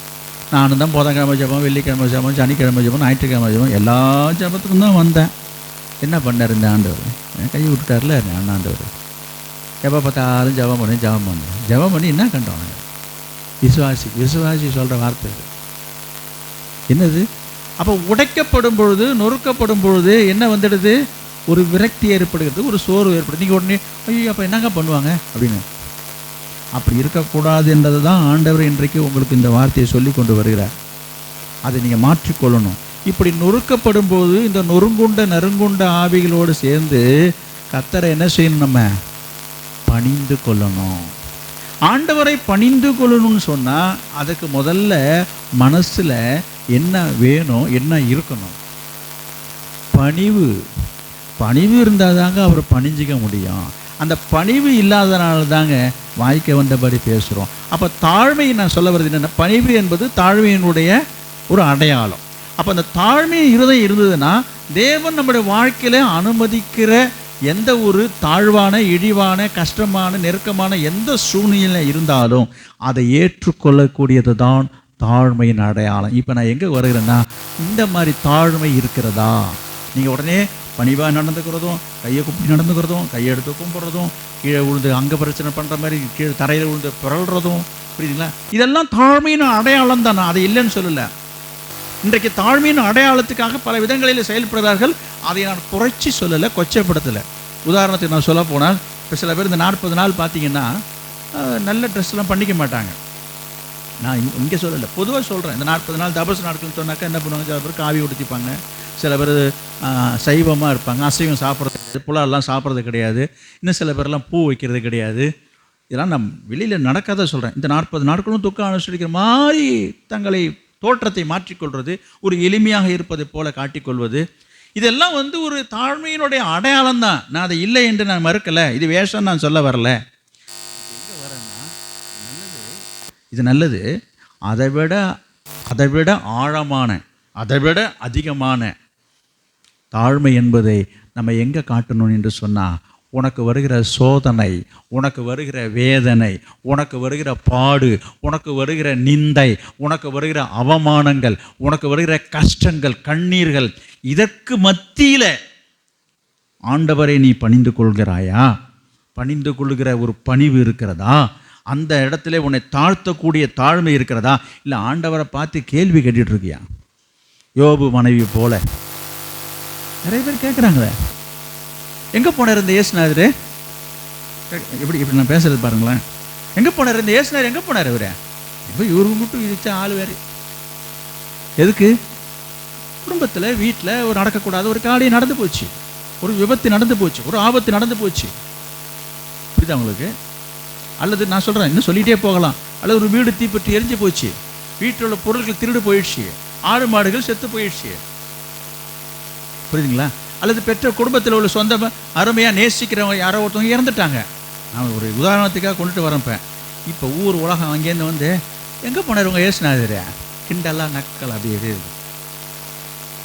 நம்ம அப்படியே நொந்து போய் உட்காந்துருப்போம், அப்படி ஆயிடுச்சேன்னுட்டு. பக்கத்தில் என்ன சொல்லும்? ஏசுன்னு ஓடுனியா, எங்கே போனார் இவர்? இதெல்லாம் பார்த்துட்டு தான் இருக்கிறாரா? இந்த வீடு எரிஞ்சிட்டு இருக்கும்போது எங்கே போனார் அவர் எங்கே போனார்? என்ன கேள்வி இது? சொல்லுங்க. நான் என்ன சொல்ல வருகிறேன், நீங்கள் கேட்குறீங்களோ இல்லையோ, உங்களை பார்த்து யாராவது கேட்டிருப்பாங்க. நீங்கள் ஒன்று நான் அப்படிலாம் சொல்கிறீங்களா? நீங்கள் சொன்னீங்களா இல்லையான்னு எனக்கு தெரியாது. ஆனால் இது போல் அக்கம் பக்கத்தில் உள்ளவங்களை சொல்லி உங்களை ரொம்ப நோக அடிச்சிருப்பாங்க. அப்போ அந்த கேள்விக்கு பதில் சொல்ல முடியாமல் நீங்கள் என்ன நினச்சிருப்பீங்க? இந்த மாதிரிலாம் 4 பேர் பேசுகிற மாதிரி என் நிலைமையை ஆக்கிட்டாரா ஆண்டவரே, இந்த கேள்விக்கு நான் என்ன பதில் சொல்லுவேன்? ஆண்டவர் தான் பதில் சொல்லணுன்னு ஆண்டவர் மேலே பழிய போடுவீங்க. நான் உங்களுக்கு சொல்கிறேன், யோபுக்கு நடந்ததை விட யாருக்கும் நடக்க போகிறது கிடையாது. யோபுக்கு நடந்தது போல இன்னுமே யாருக்கும் நடக்க வாய்ப்பே இல்லை. ஏன்னா யோபு போல இன்னும் இல்லை. ஆனால் எல்லாருடைய வாழ்க்கையிலையும் கஷ்டம் இருக்குது, அதை நான் இல்லைன்னு நான் மறுக்கலை. நான் குடியிருந்த வீட்டில் 2003ஆம் வருஷத்தில் நாங்கள் ஊழியம் செய்துட்டு இருக்கும்போது ஒரு வாடகை வீட்டில் தங்கி இருக்கும்போது வீடு தீப்பிட்டு எரிஞ்சு போச்சு. இன்னைய வரைக்கும் எப்படி எரிஞ்சுன்னு இன்னும் தெரில. ஆராதனை நடத்திட்டு இருக்கோம், மீட்டிங் நடந்துகிட்டு இருக்குது. பகலில் நான் கூட்டம் நடத்திக்கிட்டு இருக்கும்போது செய்தி வருகிறது. அப்போ கூட நான் குடியிருந்த வீடு எரிஞ்சுதுன்னு வந்து சொல்லலை அவங்க. இதோ அவங்க பக்கத்தில் ஒரு வீடு எரியுதுன்னு வந்து சொல்கிறாங்க. போய் பார்த்தா வேறு ஒரு வீடும் இல்லை. நான் குடியிருந்த வீடு, வாடகைக்கு தங்கியிருந்த வீடு தான் எரிஞ்சு போச்சு. எரிஞ்சதோடு இல்லை, வீட்டோட அத்தனை பொருள்களும் எரிஞ்சு போனது. அதில் ஒரு சிலருக்கு உங்களுக்கு இங்கே இருக்கிற பழைய விசுவாசிகளுக்கு இந்த காரியங்கள் தெரியும். நான் சொல்ல வர்றது என்னென்னா, எங்கே போனார் இந்த ஏசுநாதர்? நான் கேட்கல, நான் அப்படி நினைக்கவும் இல்லை. மனசுக்கு வருத்தம் இருந்துச்சு, எனக்கு கவலை இருந்தது, வருத்தம் இருந்தது, கஷ்டம் இருந்துச்சு. அதை நான் இல்லைன்னு சொல்லலை. எங்கே போனார் அவர்? இன்னும் அந்த கேள்விக்கு விடையே கிடைக்கல. கேட்டு என்ன ஆக வேண்டியிருக்குது? எல்லா பொருள்களையும் இழந்தோம். வீட்டில் இருந்த அத்தனை பொருள்களும் இழந்து போச்சு. அதில் ஏதோ 1-2 அதில் சில பொருட்களை மட்டும் நாங்கள் அதில் எடுத்து பயன்படுத்தி கொண்டிருக்கிறோம். பயன்படுத்த முடிஞ்சது பயன்படுத்துகிறோம்னு வச்சுங்க. நிறைய நஷ்டங்கள் ஏற்பட்டு விட்டது. துணிமணிலேருந்து எல்லாம் வெட்டியும் போகட்டும். சொல்ல வந்த விஷயம் என்னென்னா, இப்படி ஆண்டவர் நொறுக்கப்படும் பொழுது அப்போ என்ன பேசிக்கிட்டாங்கன்னா, சில பேர் அவ்வளோதான், இன்னும் ஊழியங்கன்னு போய் கிடந்தாங்க, எல்லாத்தையும் இங்கேருந்து எல்லாத்தையும் வாரி எடுத்துகிட்டு போய் எல்லாத்தையும் எரிச்சிட்டு வாங்க, இனிமேல் அங்கே என்ன பண்ண முடியும், இனிமேல் ஊரோட வந்துட வேண்டியதானாங்க. அந்த பற்றி நான் சிந்திக்கவே இல்லை. அந்த மாதிரி எண்ணமே எனக்கு வரலை. அநேகர் அப்படி பேசி கொண்டார்கள் தான். ஏன் அந்த மாதிரிலாம் போய் எங்கே கஷ்டப்படணும், ஊரில் வீடு இருக்கும்போது இங்கே இருந்துட்டு போகலாமே வரலாமேன்னு நான் அதை யோசிக்கவும் இல்லை, நான் நினைக்கவும் இல்லை. நான் என்ன சொல்ல வருகிறேன், இப்படி பலர் பல விதமான சில காரியங்கள் பேசும்போது அந்த பாதிப்புகளுக்கு நம்ம இடம் தரக்கூடாதுன்னு நான் சொல்ல வரேன். அவங்க நினைப்பு, அவங்க பார்வையில், அவங்க எண்ணத்தில் அவங்க சொல்கிறாங்க. அது அவங்களுக்கு தெரிஞ்சதை அவங்க சொல்கிறாங்க. நிறைய பேர் நான் பார்க்குறேன், விசுவாசிகள் இந்த விஷயத்தில் எனக்கு ரொம்ப வருத்தமாக என்னன்னாக்கா, அடுத்தவங்க சொல்கிற அத்தனையுமே நீங்கள் கேட்கக்கூடாது. உடனே வந்து நிற்பாங்க. அப்படி சொல்கிறாங்களே, சொன்ன போகிறாங்கன்னு இருக்கீங்களா? எங்கேயாவது ஏதாவது சொல்லிட்டா எல்லாம் அப்படி சொல்கிறாங்க. அப்புறம் உலகம் அப்படி தான் பேசும், உலகத்தில் உள்ளவங்க அப்படி தான் சொல்லுவாங்க தான், அவங்கள போய் நீ சொல்லாதன்னு சொல்ல முடியுமா? ஒரு பழமொழி உண்டு, என்னது, உளவாயை மூடினாலும் ஊர் வாயை மூட முடியாதுன்னு சொல்லி ஒரு பழமொழியாக சொல்கிறாங்க. அதுபோல் யார் வாயை நீ இதுமாரி சொல்லாதன்னு சொல்கிறதுக்கு நமக்கு என்ன உரிமை, அதிகாரம் இருக்குது? ஆனால் சொல்லக்கூடாது தான். அவங்களுக்கு அந்த அளவுக்கு அறிவு இல்லை, அந்த அளவுக்கு ஞானம் இல்லை. அதற்கடுத்து ஏன் நீங்கள் கவலைப்படுறீங்கன்னு தான் தெரியல. அதை சொல்லிட்டோம், ஐயோ எல்லாம் இப்படி பேசுகிறாங்க, எல்லாம் அப்படி சொல்கிறாங்க, சொல்ல தான் செய்வாங்கன்னு நான் திரும்பவும் நான் சொல்கிறேன். கஷ்டமாக இருக்குங்களே என்ன? நான் சொல்கிறேன் கஷ்டம்தான், அதையும் நான் மறுக்கலை. கஷ்டம்தான், அப்படிலாம் சொல்கிறது கஷ்டம்தான். அப்புறம் என்னங்க, இதை தான் சொல்கிறேன், இதுதான் நொறுக்கப்படுதல், இதுதான் நீங்கள் உடைக்கப்படுற அனுபவம். சொல்கிறது விளங்குதான்? இப்படி சொல்கிறாங்களா, அப்படி சொல்கிறேன், சொல்லட்டும். சொல்கிறது நல்லது. ஏன் நல்லது நான் சொல்கிறேன்? ஏன் நல்லது? இதன் மூலமாக உங்கள் மனசு, உங்கள் இருதயம் என்ன செய்யப்படுது? உடையுது. ஐயோ என்ன இப்படி சொல்கிறீங்களா? ஆமாம், உடைக்கப்படும் பொழுது தான் ஆண்டவர் உங்களை உருவாக்குகிறார். ஏன் இப்படி சொல்கிறீங்க? நான் முன்பே சொன்னேன், முட்டையை உடைச்சாதான் அது ஆஃப் ஆயிலோ ஆம்லெட்டாக வரும். அது முழுசாக இருந்தால் நீங்கள் பாட்டு பார்த்துட்டே இருக்க வேண்டியதான். என்ன சொல்கிறீங்க? அதுபோல் உங்களோட வாழ்க்கை உடைக்கப்படும் பொழுது தான் நீங்கள் உபயோகப்படுத்தப்பட முடியும். இதுதான் விதி. என்ன கேட்டால், விதி ஏதோ தலை விதின்றானா, அந்த விதியை சொல்லலை. நான் விசுவாசத்தினுடைய விதி, ஆவிக்குரிய விதியை பற்றி பேசுகிறேன். ஏனென்றால் இயேசுவும் உடைக்கப்பட்டார், நொறுக்கப்பட்டார். அதற்காக தான், நமக்காக தான் ஒரு முன்மாதிரியாக இருந்தார். இன்னைக்கு நிறைய பேர் இந்த அனுபவத்தையோ, இந்த வாழ்க்கையோ, இந்த சத்தியத்தையோ கேட்பதற்கு நிறைய பேருக்கு விருப்பமே கிடையாது. பேசிட்டு எத்தனை பேர் விருப்பமாக கேட்குறீங்கன்னு எனக்கு தெரியல. எத்தனை பேர் இதை ஆர்வமாக கவனிக்கிறீங்க, எத்தனை பேர் தூங்கிட்டு இருக்கீங்க எனக்கு தெரியாது. கர்த்தர் பார்க்குறார். ஆனால் ஒன்று சொல்கிறேன், உங்கள் அனைவருடைய பிரயோஜனத்துக்காக தான் ஆவியானவர் இந்த வார்த்தைகளை உங்களுக்கு கொடுக்குறார். இது நீங்கள் கேட்டுக்கொண்டால், கற்றுக்கொண்டால் நீங்கள் ஆசீர்வதிக்கப்படுவீங்க. இதை நீங்கள் புறம்பே தள்ளுவீர்கள் என்று சொன்னால் உங்களுக்கு வர ஆசீர்வாதத்தை நீங்கள் தள்ளுறீங்கன்னு தான் நான் சொல்லுவேன். இதுதான் சத்தியம். நான் சத்தியமாக சொல்கிறேன். இந்த வசனத்துக்கு கீழ்ப்படிந்து ஒப்பு கொடுப்பீங்க என்று சொன்னால் கர்த்தர் உங்கள் வாழ்க்கையில் உங்களை பொண்ணை போல மிளிர செய்வார். நீங்கள் பொண்ணாக விளங்குவீங்க.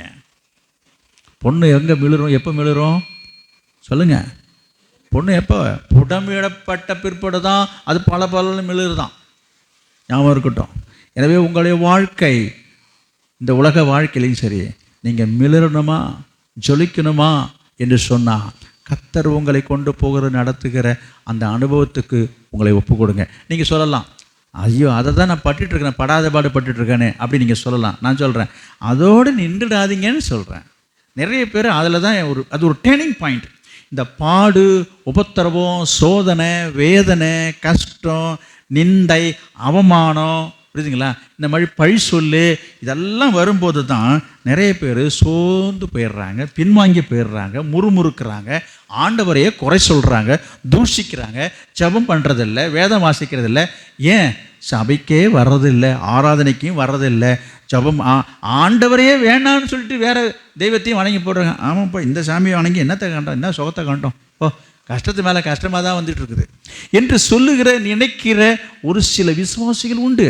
எனக்கு அது ரொம்ப ஆச்சரியமாக இருக்குது. விசுவாசியான அப்போ என்ன விசுவாசம் இது? நான் சொல்கிறேன், அதான் ஃபண்டமெண்டல் பேசிக் அங்கே இல்லை, அஸ்திபாரம் இல்லை.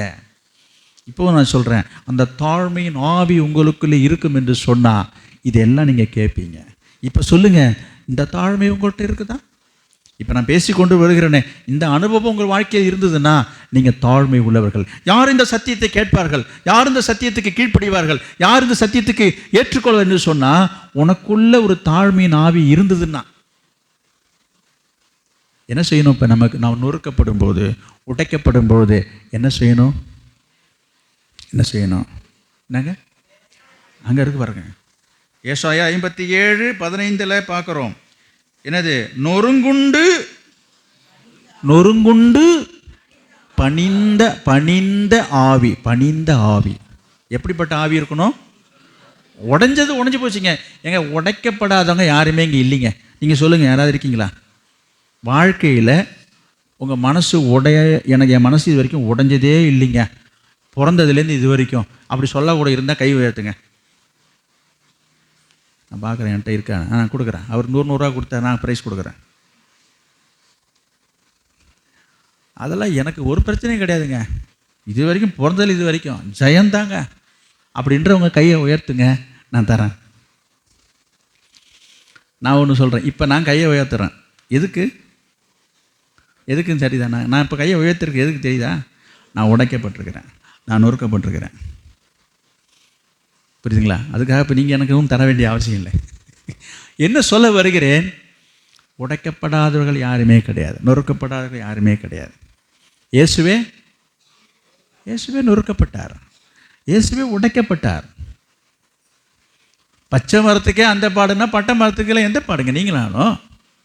எனவே உங்கள் வாழ்க்கையில் நீங்கள் பாடு, துன்பம், கஷ்டத்தை நீங்கள் பார்க்காதது இல்லை, அனுபவிக்காமல் இல்லை. ஆனால் எல்லாருமே நீங்கள் அனுபவிச்சிருக்கீங்க. எல்லாருடைய வாழ்க்கையிலையும் பாடு, துன்பம், நிந்தை, கஷ்டம் வந்து உங்கள் மனசை போட்டு ரொம்ப உலுக்கி கஷ்டப்பட்டது உண்டு. ஆனால் அதோடு தான் நீங்கள் நிறைய பேர் நின்றுருக்கீங்கன்னு நான் சொல்ல வரேன். புரியல என்ன சொல்கிறது? அந்த உடைக்கப்பட்டதோடு நின்றுட்டீங்க. எத்தனை பேர் அதை தாண்டி வந்திருக்கீங்க? தாண்டின்னு சொன்னால் அந்த பிரச்சனையிலேருந்து மீண்டு வந்ததை நான் சொல்லலை, அந்த பிரச்சனையிலேருந்து மீண்டதை சொல்ல, அது முடிஞ்சு போன விஷயம் தான், அப்படி நான் அதை சொல்லலை, அந்த அர்த்தத்தில் பேசலை. அப்படிப்பட்ட நிலையிலையும் கர்த்தரை இறுக பற்றி கொண்டு, அவருடைய பாதத்தை பணிந்து கொண்டு, அவரை உறுதியாய் பற்றி கொண்டு, அவரை பின்பற்றி அவருக்காக வாழ்வேன்ற வைராக்கியத்தோட எத்தனை பேரையா வாழ்ந்துட்டு இருக்கீங்க? கொஞ்சம் யோசித்து பாருங்க. ஏன் இருக்க முடியல? நிறைய பேர் தடுமாறுறாங்க. அந்த மாதிரி நேரம் வரும்போது தடுமாறுறாங்க. கேட்டால் எனக்கு ஜெபம் பண்ணவே முடியலைங்க. நிறைய பேர் நான் விசாரிப்பேன், என்னங்க மனசு ரொம்ப கஷ்டமாக இருக்கு. என்னம்மா இந்த ஃபோனில் ஜெபம்லாம் நடந்துட்டு இருக்கீங்களாண்ணே? இல்லைங்க. என்னாச்சு? 2 நாள் மனசே சரியில்லைங்க. ஒரு 2 நாள் அந்த ஃபோனை ஆஃப் பண்ணுங்க. யாரோ ஃபோன் அடிக்குது, அந்த ஃபோனை சுவிட்ச் ஆஃப் பண்ணுங்க. இது சரியில்லை. கவனிங்க. என்னது? ஒரு 2 நாள் ஏதோ ஒரு மனசில் ஒரு சஞ்சலம், ஒரு சங்கடம் வந்துட்டாலே ஜெபம் நின்று போச்சு. சிலர் கேட்பேன், என்னம்மா ஊழியத்துக்கு மனசே சரியில்லைங்க, மனசு ஒரு மாதிரி கஷ்டமாக இருக்குங்க.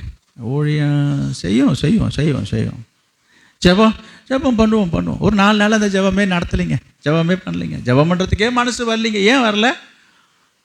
அவங்களுக்கு சில காரியங்கள் பாதிப்பு நடந்துருக்குதாங்க. மனசு நல்லா இருந்தால் தாங்க, மனசு சந்தோஷமாக இருந்தால் தாங்க நீங்கள் சொல்லுவீங்க, நான் சொல்கிறீங்க. நிறைய பேர் ஓஹோ இவங்கெல்லாம் சந்தோஷமாக மனசு பூரிப்பாக இருந்தால் தான் நீங்கள்லாம் ஜெபம் பண்ணுவீங்க. அடப்பா, இது சரியான பக்தியே இல்லை. இது சரியான பக்தி இல்லை. எந்த நிலையிலையும் எந்த சூழ்நிலையிலையும் என்ன செய்யணும்? கர்த்தரை நான் எக்காலத்திலையும் ஸ்தோத்தரிப்பேன், அவர் துதி எப்பொழுதும் என் வாயில் இருக்கும். சொல்லுங்க, ஃப்ரீயாக இருக்கணுமா அவங்களுக்கு? எல்லாம் நிறைவாக கை நிறையா வர்றதெல்லாம் இருக்கணும், கிடைக்கணும், எல்லாம் நடந்துச்சுனாக்கா இவங்க ஜபத்துக்கு வருவாங்க, ஜபம் பண்ணுவாங்க. ஒரு காரியம் நடக்கலைன்னு சொன்னால், கிடைக்க வேண்டியது கிடைக்கலன்னு சொன்னால் உடனே ஜபத்தெல்லாம் மூட்டை கட்டி வச்சுட்டு ஊரம் கட்டி உட்காந்துருவாங்க. என்னங்க விசுவாசம் இது? நீங்கள் யோசிக்கலாம், நீங்கள் இப்படி சொல்லலாம், நீங்கள் நினைக்கலாம். இதுதாங்க யதார்த்தம். நிறைய பேர் அப்படி தான் இருக்கிறாங்க. அதனால் அதுதான் என்னமோ நியாயன்ற மாதிரி பேசிக்கிறாங்க. எப்படி? அப்படி தான் இருப்பான் மனுஷன், அப்படி தான் இருப்பான். மனுஷன் வந்து அப்படி இருக்கலாம், விசுவாசி அப்படி இருக்கக்கூடாது. அது விசுவாசிக்கு அழகு அல்ல, ஒழுங்கும் அல்ல, அது சத்தியம் அல்ல. கர்த்தர் உன் வாழ்க்கையிலே வாசம் பண்ண வேண்டும் என்று சொன்னால், யாருடைய வாழ்க்கையில்? நொறுங்குண்டு பணிந்த ஆவி உள்ளவர்களிடத்தில். சரி, அப்போ ஏன் ஆண்டவர் உன் வாழ்க்கையிலே ஒரு விதமான பாடு, துன்பம், கஷ்டத்தை கொண்டு வந்து உன்னை நொறுக்கிறாரு? சொல்லுங்க, நீங்களே சொல்லுங்க, இல்லை நான் சொல்கிறேன். கரெக்ட். யார் சொன்னது? வாசம் பண்ணுவதற்கு. நல்லா கவனிங்க. அப்போ எங்கேயோ வாசம் பண்ணிக்கிட்டு இருக்கிற ஆண்டவர், எங்கேயோன்னு எங்கே? அவர் பரிசுத்த பர்வதத்திலே வாசம் பண்ணுகிறவர், பரிசுத்த கூட்டத்திலே வாசம் பண்ணுகிறவர், உன்னதங்களிலே வாசம் பண்ணுகிறவர். ஒரு ஆற்றல் சாதாரணமான அற்பமான நீங்களும் நாங்களும் சாதாரண ஒரு மனுஷன் தானே.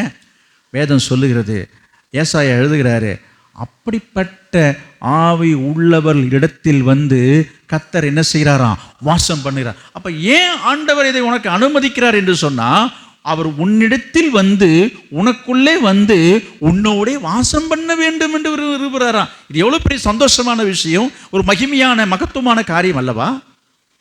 கொஞ்சம் யோசித்து பாருங்க. ஓ, அப்போ ஆண்டவர் ஏன் ஒரு விசுவாசியினுடைய வாழ்க்கையில், கர்த்தருடைய பிள்ளையுடைய வாழ்க்கையில் இந்த சூழ்நிலையை, இந்த சோதனையை அவர் அனுப்புகிறாரோ அல்லது அனுமதிக்கிறார் என்று சொன்னால், அவருடைய விருப்பம் என்னன்னா, அப்படிப்பட்டவங்களுடைய இருதயங்களிலே, அவங்களுடைய குடும்பத்திலே, அவங்களுடைய வாழ்க்கையில் தான் கர்த்தர் என்ன செய்வாராம்? வாசம் பண்ணுவார். அப்போ ஆண்டவர் நம்மோடு வாசம் பண்ணணும்னு நமக்கு ஆசை இருக்கத்தானே செய்யுது. பண்ணுவது நினைக்கும் போது சந்தோஷமாக தானே இருக்குது. அப்போ கர்த்தர் யாரோடு வாசம் பண்ணுறதுனா என்ன? வாசம் பண்ணுவதுன்னா என்ன? வாசம் அடிக்கிறதா? வாசம் பண்ணுறதுனா என்ன சொல்லுங்க? என்னங்க? கவனிங்க, இதையும் நீங்கள் புரிஞ்சுக்கணும். என்னங்க வாசம் பண்ணுறாருன்னு சொல்கிறீங்க? இங்கே பாருங்க, கர்த்தர் ஏதோ வந்து போகிறவர் இல்லை. வாசம் பண்ணுறதுன்னா உன் கூடவே இருக்கிறதுக்காக. அவர் விருந்தாடி போல் வந்து போகிறவர் அல்ல. சிலருடைய வாழ்க்கை அப்படி தான் இருக்கிறது. சிலருடைய வாழ்க்கையின் ஆவிக்குரிய வாழ்க்கை அப்படி தான் இருக்கிறது. விருந்தாடி போல் இயேசுநாதர் வருவார் போவார். இவங்களும் இயேசுநாதர் வருவாங்க போவாங்க, ஆலயத்துக்கு வருவாங்க போவாங்க. இப்படி தான் சிலருடைய வாழ்க்கை இருந்துகிட்டு இருக்குது. உன் கூடவே இருக்கணும்னு ஆசைப்படுறாரு. இதெல்லாம் ஒரு உன்னத அனுபவம், மகிமையான அனுபவம். இதுதான் ஒரு ஆழமான அனுபவம். இதற்காகத்தான் ஆண்டவர் என்ன செய்கிறாரு? சிலருடைய வாழ்க்கையை அவர் நொறுக்குகிறார். சரி, இந்த நொறுக்குதலையும் இந்த உடைகிறதையும் யாரால் ஏற்றுக்கொள்ள முடியும், சகிக்க முடியும் என்று சொன்னால், திரும்பவும் நான் சப்ஜெக்டுக்கு வரேன். தாழ்மை உள்ளவரிடத்தில் மட்டும்தான் அந்த சிந்தை வரும். இப்போ நான் என்ன சொல்ல வருகிறேன்? இப்படிப்பட்ட தாழ்மை இருக்கிறதா? நீங்கள் தாழ்மை உள்ளவர்கள் தான், பணிவுள்ளவர்கள் தான், ரொம்ப பணிவாக தான் பேசுகிறீங்க, நீங்கள் ரொம்ப நல்லவர்கள் தான். இப்போ பாருங்கள், உங்களுடைய ஆவிக்குரிய வாழ்க்கையினுடைய தாழ்மையினுடைய அளவை இப்போ கொஞ்சம் ஸ்கேல் வச்சு அளந்து பார்த்தீங்கன்னா தெரியும். ஐயோ, நம்ம இங்கேயோ தவறிட்டோமே, இங்கேயோ கோட்டை விட்டுட்டோமே, இங்கே விழுந்துட்டோமே என்று சொல்லி நீங்கள் யோசிக்கக்கூடும். இப்போ சொல்லுங்கள், பாடு, நிந்தை, அவமானம் எல்லாவற்றின் மத்தியிலையும் கர்த்தரை நீங்கள் பணிந்து கொண்டீங்களா? பணிந்து கொள்ளும்போது என்னது? அந்த பணிவுள்ள ஆவி உங்கள்கிட்ட இருந்ததா? அப்போ அந்த தாழ்மையின் ஆவி இருந்ததுன்னா கர்த்தர் உங்களிடத்திலே வாசம் பண்ணுவார். கர்த்தர் உங்களோட வாசம் பண்ணுவார்னா என்ன நடக்கும்? கர்த்தர் உங்களோட வாசம் பண்ணுனா என்ன நடக்கும்? நான் சொல்கிறேன், எதுவுமே நடக்கலைனாலும் பரவாயில்ல, நடக்கிறதோ நடக்கலதோ அது அவர் இருந்தாலே போதும். அவர் இருக்கிறதே பெரிய சந்தோஷமாச்சே. அதை விட என்ன வேணும் நமக்கு? சொல்லுங்கள். அவர் இருந்தாலே போதுங்க நமக்கு. நீங்கள் வேணால் பாருங்கள், சில நேரங்களில் உங்கள் உறவுகளை நான் சொல்கிறேன், உங்கள் உறவு நட்பு வட்டாரத்தில் நீங்கள் அப்படி சொல்லக்கூடும். யார்? நீங்கள் யாரையாவது அதிகமாக நேசிக்கக்கூடிய ஒரு நபரை நான் சொல்கிறேன். என்னப்பா வேணும்? அட ஒன்றும் வேணப்பா, நீ இருக்கே அது போதும் எனக்கு. சொல்கிறீங்களா இல்லையா? நீ இருக்கிறதே போதும்ப்பா, நீ என் கூட இருக்கிறிய, எனக்கு சப்போர்ட்டாக, எனக்கு ஆதரவாக, என் பட்சமாக, என் மேலே ஒரு பரிவாக இருக்கிய, அது போதும் என்று சொல்கிறீங்களா இல்லையா? அப்படி நீங்கள் நினைக்கிறீங்க தானே? பாருங்கள், ஒரு மனுஷனை நம்ம அப்படி நினைக்கிறோம். நான் சொல்கிறேன், மனித விட பார்க்கலாம் ஆண்டவர் பெரியவர். அப்படிப்பட்ட ஆண்டவர் நம்மோடு இருக்கிறாருன்னா நமக்கு என்னங்க குறை? உங்களை குறையாக இருக்க விட்டுடுவார் அவர்? இப்படி சொல்கிறதில்ல நீ நினைக்கலாம். ஆமாம், எதுவுமே இல்லாமல், எதுவுமே நடக்காமல் ஆண்டவர் மட்டும் இருந்து எனக்கு என்ன பிரயோஜனம்? அப்படி நம்ம டிப்ரெஸ் ஆகி பேசக்கூடாது. சில பேர் அப்படி ரொம்ப சலிச்சுப்பாங்க. முதல்ல கர்த்தர் நம்மள்கிட்ட இருக்காரான்னு பார்க்கணும். கர்த்தர் இருக்கணும். அப்படி இருந்தாருன்னா அவர் என்ன செய்ய மாட்டார், உங்களை ஒரு நாள் ஒருபோதும் உங்கள் நிலைமையை அவர் பார்த்துக்கிட்டு வேடிக்கை பார்க்குறது அல்லவே அல்ல. நீங்கள் கேட்கலாம், வேடிக்கை பார்க்குறாரு இல்லைன்றீங்க, இப்போ இது வரைக்கும் வாழ்க்கையில் நடந்துருக்கலாம், குடும்பத்தில் நடக்கிறதுலாம் என்னவா? இல்லை, மேலேருந்து ஒரு வேடிக்கை தாங்க பார்த்துட்டு இருக்காரு. நீங்கள் திருப்பி அங்கே தான் வருவாங்க சில பேர். அப்போ அதெல்லாம் வேடிக்கை பார்க்காம என்னங்க பண்ணுறாரு? ஐயா, வேடிக்கை பார்க்கல, உன்னை உடச்சிட்டு நொறுக்கிட்டு இருக்கிறார். அவர் வேடிக்கை பார்க்கல, அவர் உன்னை நொறுக்கிட்டு இருக்கிறாரு. நொறுக்கிக்கிட்டு இப்போ நீ பணிகிறியா, தாழ்மையாக இருக்கிறியான்னு பார்க்குறாரு. நீ தாழ்மையாக பணிந்து வந்தேன்னா அவங்க கூட வந்து வாசம் பண்ணுவார். அதனால் எதுவுமே என் வாழ்க்கையில் நடக்கக்கூடாது, எதுவுமே எந்த தீங்கும் எந்த கஷ்டமும் என் வாழ்க்கையில் நடக்கக்கூடாது என்று நீங்கள் நினைக்கிறது தவறு. புரியுதுங்களா? எது வேண்டுமானாலும் நடக்கும், எது வேணாலும் நடக்கட்டும். கர்த்தருடைய கரத்தில் உங்களை ஒப்புக் கொடுங்க. நொறுக்கப்படும் பொழுது தான் கர்த்தர் உங்களை பயன்படுத்துவார். நொறுக்கப்படுவதை தான் ஆண்டவர் அநேகருக்கு ஆசீர்வாதமாக அவர் பயன்படுத்தக்கூடியவராக இருக்கிறார். வேதத்திலே அதுக்கு நிறைய பேர் எடுத்துக்காட்டாக சொல்ல முடியும். ஆனால் அது வரும் நாட்களிலே நம்ம இன்னும் இதனுடைய காரியங்களை தொடர்ந்து நம்ம பார்க்கலாம். தொடர்ந்து பார்க்கலாம். நான் ஒரே ஒரு சம்பவத்தை சொல்கிறேன். ஒரே ஒரு சம்பவத்தை சொல்லி நான் முடிக்கிறேன். இந்த செய்தியை இன்றைக்கு நான் முடிக்க முடியாது. முடிக்கணும்னு நிறைய நேரம் ஆகும். ஆரம்பம்தான் இது. நான் ஒரு காரியத்தை மட்டும் நான் சொல்ல விரும்புகிறேன். மார்க்கு எழுதின சுவிசேஷம் 14ஆம் அதிகாரம், அதில் ஒரு சம்பவம் சொல்லப்பட்டிருக்குது. மார்க்கு எழுதின சுவிசேஷம் 14ஆம் அதிகாரம் 3-9 வரை உள்ள ஒரு சம்பவம் உங்களுக்கு நன்றாகவே தெரியும். அது முழுசும் படிக்க நமக்கு நேரம் இல்லை. அதில் 2வது வசனத்தை, ஆகிலும் ஜனங்களுக்குள்ளே கலகம் உண்டாகாதபடிக்கு இல்லை 14ஆம் அதிகாரம் அப்படி செயலாகாது. 3வது வசனமா? 3வது. பெத்தானியாவில் குஷ்டரோகியா இருந்த சீமோன் வீட்டிலே போஜன பந்தி இருக்கையில் ஒரு ஸ்திரீ விலையேறப்பெற்ற நலதம் என்னும் உத்தம தைலமுள்ள வெள்ளைக்கல் பரணியை கொண்டு வந்து அதை உடைத்து அந்த தைலத்தை அவர் சிரசின் மேல் ஊற்றினார். போதும். இதை 9 வரைக்கும் படிக்கணும். நீங்கள் வீட்டில் போய் வாசிச்சு கொள்ளுங்க. இந்த சம்பவத்தை பற்றி உங்களுக்கு தெரியும். இயேசு கிறிஸ்து ஒரு முறை அந்த குஷ்டரோகியாக இருந்த சீமோன் வீட்டில் போய் பந்தி இருக்கிறார், சாப்பாட்டுக்கு போயிருக்கிறார், சாப்பிட்றாரு. அங்கு ஒரு பெண்மணி என்ன செய்கிறா, என்ன கொண்டு வந்திருக்கிறா? விலையேறப்பெற்றன்னு சொல்லப்பட்டிருக்கு. அப்படின்னா என்ன? ரொம்ப காஸ்ட்லியானதுங்க, ரொம்ப அதிக விலை உள்ளது. விலையேறப்பெற்ற நலதம் என்னும் உத்தம தைலமுள்ள ஒரு வெள்ளைக்கல் பரணியை கொண்டு வந்து அதை உடைத்து, சரி, நான் சொல்ல வந்தது என்னன்னா, கவனிங்க. விலையேறப்பட்ட ஒரு தைலம், அதை கொண்டு வந்த அந்த ஸ்திரீ இயேசுநாதருடைய சிரசில் அல்லது உடம்பில் ஒரு 2-3 சொட்டு ஊற்றிட்டு மீதியை எடுத்து கொண்டு போனால் அப்படின்னு அங்கே எழுதப்படலை. அல்லது இது ரொம்ப விலை அதிகம் உள்ளது, அதனால் அது வேஸ்ட் ஆக்கக்கூடாது என்று சொல்லிட்டு அதனால் ஒரு பாதி தைலத்தை ஊற்றிட்டு பாதியை எடுத்துக்கொண்டு போனால் அப்படின்னும் அங்கே எழுதப்படலை. அதெல்லாம் கவனிச்சுட்டு வாங்க. அவள் என்ன செய்தான்னு போட்டிருக்குது? முழுசுமாக என்னங்க அந்த வார்த்தைக்கு நான் வரேன். அந்த உடைக்கப்படுகிறதுக்கு நான் வரேன். உடைக்கப்பட்டது என்ன? முழுமையாக உடைக்கப்படுறது. முழுமையாக அவர் உடைத்து, ஆமாம், முற்றிலுமாக நான் என்ன சொல்ல வரேன், உடைத்து அதை இயேசுவுக்கு என்ன அர்ப்பணித்தாள். இயேசுனுடைய சிரசினிலே அந்த தைலத்தை அவள் ஊற்றினாள் என்று சொல்லி பார்க்குறோம். அதாவது அந்த தைலமாகப்பட்டது முற்றிலுமாக முழுமையாக இயேசுவுக்கு அர்ப்பணிக்கப்பட்டது, இயேசுவுக்காக அது பயன்படுத்தப்பட்டது, இயேசுனுடைய சிரசிலே ஊற்றப்பட்டது.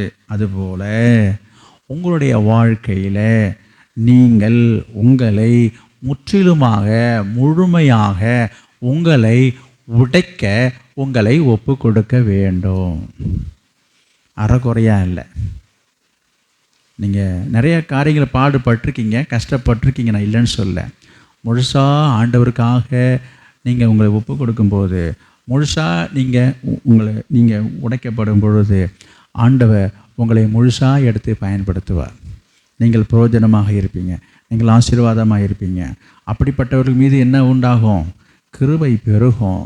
இது எப்படி உண்டாகும்?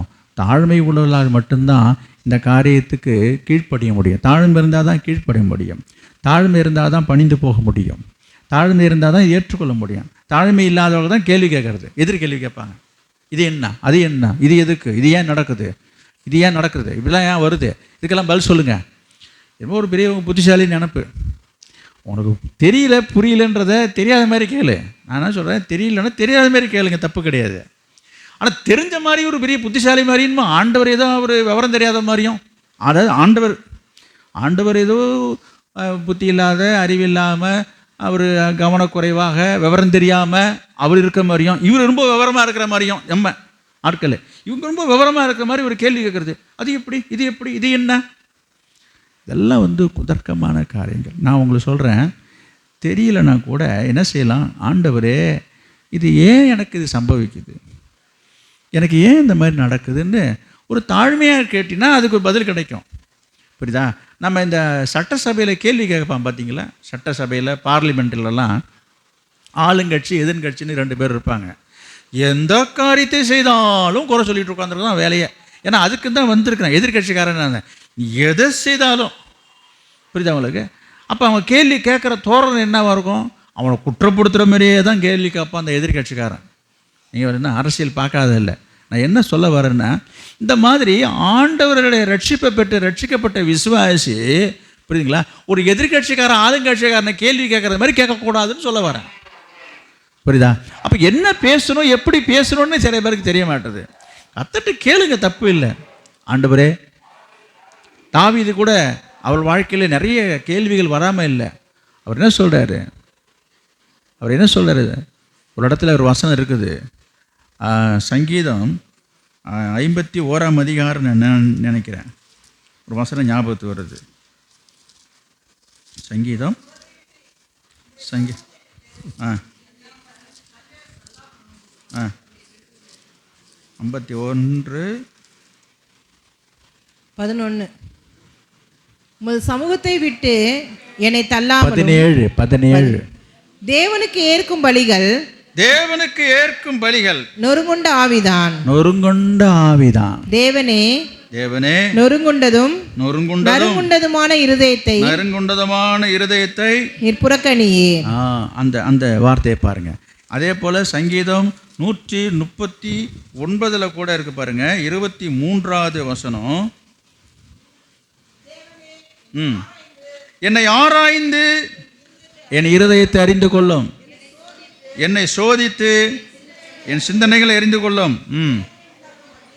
வேதனை உண்டாக்கும் வழி என்னிடத்தில் உண்டோ என்று பார்த்து நித்திய வழியிலே என்னை நடத்தும். அதாவது பணிந்து கொள்ளுகிற ஒரு ஆவி, அதைத்தான் நான் சொல்ல வரேன். பணிவாக ஆண்டவரை பணிந்து கொண்டு அவன் வேண்டிக் கொண்ட ஒரு காரியம். அதுமாதிரி உங்களுக்கு ஒரு பாடு, துன்பம், துக்கம், கஷ்டம், நஷ்டம், நிந்தை, அவமானம், வேதனை வருதா, ஆண்டவரை பணிந்து கொண்டு பணிவாக கேளுங்க அவர்கிட்ட. ஆண்டவரே, என்னை ஆராய்ச்சி பாருங்கள், என்கிட்ட ஏதாவது குறை இருக்குதா, அப்படி கேட்கணும். அப்படி கேட்குறதில்ல சில பேர். இதுமாதிரி இவங்க எல்லாமே கரெக்டாக பர்ஃபெக்டாக இருக்கிற மாதிரி அவரை பார்த்து கேள்வி கேட்குறது, இதெல்லாம் ரொம்ப தவறு. இது இது இது எதனுடைய அடையாளம் என்று சொன்னால், இது மேட்டிமையின் ஆவி, இது பெருமையின் ஆவி, இது அகந்தையின் ஆவி. ஏனென்றால் என்ன எப்படி சொல்கிறீங்க? ஆமாம், கர்த்தர் பெரியவர், அவர் சர்வ வல்லமை உடையவர். அவர் அவருக்கு முன்பாக நிற்பதற்கே நமக்கு தகுதி கிடையாது. அவருக்கு முன்பாக எனக்கு பேசுகிறதுக்கு கூட நமக்கு தகுதி கிடையாது. அப்படிப்பட்ட நம்ம ஆண்டவர் ரொம்ப எளிமையும் தாழ்மையாக இருக்கின்றதுக்காக ஏதாவது கேள்வி கேட்டுடுறதா? சொல்லுங்கள் பார்ப்போம். அப்படி தான் இன்றைக்கி சில பேர் நடந்துக்கிறாங்க. நான் சொல்கிறேன், நீங்கள் ஆண்டவரை நேராக பார்த்து கேட்டிங்களோ இல்லையோ, நீங்கள் நேராகவோ மறைமுகமாகவோ பேசுகிறத நான் கேட்டிருக்கிறேன். அதெல்லாம் பேசுகிறது தவறு. இதெல்லாம் கர்த்தர் பார்த்துட்டு தானே இருக்கிறாரு. கர்த்தருக்கு விரோதமாக, கர்த்தருக்கு எதிராக நீங்கள் பேசுகிறதை கர்த்தர் கவனித்து தான் இருக்கிறாரு. நீங்கள் நேராக போய் கர்த்தர்கிட்ட நேராக கேட்டிங்கன்னு நான் சொல்லலை. நீங்கள் சக விசுவாசிகள்கிட்ட மற்றவங்கள்ட்ட நீங்கள் பேசுகிற காரியம் எப்படி இருக்குது? சில பேர் பேசிக்கிறாங்க, இது என்னன்னு தெரில, ஏன் அப்படி ஆண்டவர் இப்படிலாம் பண்ணுறாரு, இப்படிலாம் செய்கிறாருன்னு. ஆண்டவரை குறைத்து மதிப்பிடுவோ குற்றப்படுத்தும்படியாகவோ நான் பேசக்கூடாது. உங்களுக்கு தெரியலன்னா வாயை மூடிட்டு இருக்கணும், தெரியலன்னா வாயை தெரிஞ்சு கேட்கலாம், தப்பு கிடையாது. இது என்ன ஏதுன்னு அதை விட்டுட்டு நமக்கு தான் எல்லாம் நியாயம் தெரியும் மாதிரி நியாயம் பழக்கக்கூடாது. நம்ம ஒரு நியாயஸ்தார் மாதிரி பேசக்கூடாது. கர்த்தர் இதில் துக்கப்படுவதோடு மட்டுமல்ல, கர்த்தர் இதெல்லாம் கவனித்து கேட்டு என்ன செய்வார்? அது ரொம்ப தப்பு. எனவே தப்பு மட்டும் இல்லை, அதனுடைய காரியங்கள் நிறைய இருக்குது. நான் அடுத்த வாரத்தில் சொல்கிறேன் எப்படிலாம் ஆண்டுடைய வார்த்தைக்கு சத்தத்துக்கு சத்தியத்துக்கு கீழ்ப்படியாமல் பணிந்து போகாத ஆவி உள்ளவர்களுடைய நிலைமை என்ன ஆச்சுன்றதை நான் அடுத்த வாரம் உங்களுக்கு சொல்கிறேன். அடிக்கடி கடிந்து கொள்ளப்பட்டு தன் பிடரையை கடினப்படுத்துகிறவன் எங்கே இருக்கு? பிடரி எங்கே இருக்கு? இடம் பிடரி. அது என்னது? வணங்கா கழுத்து உள்ளவர்கள். சில பேர் எதை சொன்னாலும் பணிஞ்சு போக மாட்டாங்க, குனிஞ்சு போக மாட்டாங்க, இப்படி தலையை நிமித்திட்டு தான் நிற்கும். இந்த கடை என்னது என்னமோ சொல்லுவாங்க, இந்த கடை முறைக்கிற இப்படி தான் பார்த்துட்டு நிற்கும். பணிவு இல்லை. இயேசு சொல்கிறாரு, மத்தேயு எழுதின சுவிசேஷம் 11ஆம் அதிகாரத்தில் 29ஆம் வசனத்தில் வாசிக்கிறோம், நான் சாந்தமும் மனத்தாழ்மையுமாக இருக்கிறேன், என் நுகத்தை உங்கள் மேல் ஏற்றுக்கொண்டு என்னிடத்தில் கற்றுக்கொள்ளுங்க. இப்போ நான் என்ன சொல்கிறேன், நமக்கு இதெல்லாம் தெரியல தானே. ஒழுங்காக நம்ம என்ன செய்யணும்? இந்த நுகம் என்பது எதை குறிக்கிறது? அதுதான் பாடுகள், அதுதான் கஷ்டம், அதுதான் உடைக்கப்படுதல். என் நுகத்தை ஏற்றுக்கொண்டு என்ன செய்யணும்? எண்ணத்தையே கற்றுக்க சொல்கிறாரு. எண்ணத்தை கற்றுக்கணும். இப்போ நம்ம சொன்னோம்ல, இந்த சாந்தம் நம்மள்கிட்ட கிடையாது, இந்த தாழ்மை நம்மள்கிட்ட இல்லை, இருக்குது, பற்றாக்குறையில் இருக்குது, போதுமானது இல்லை இல்லையா?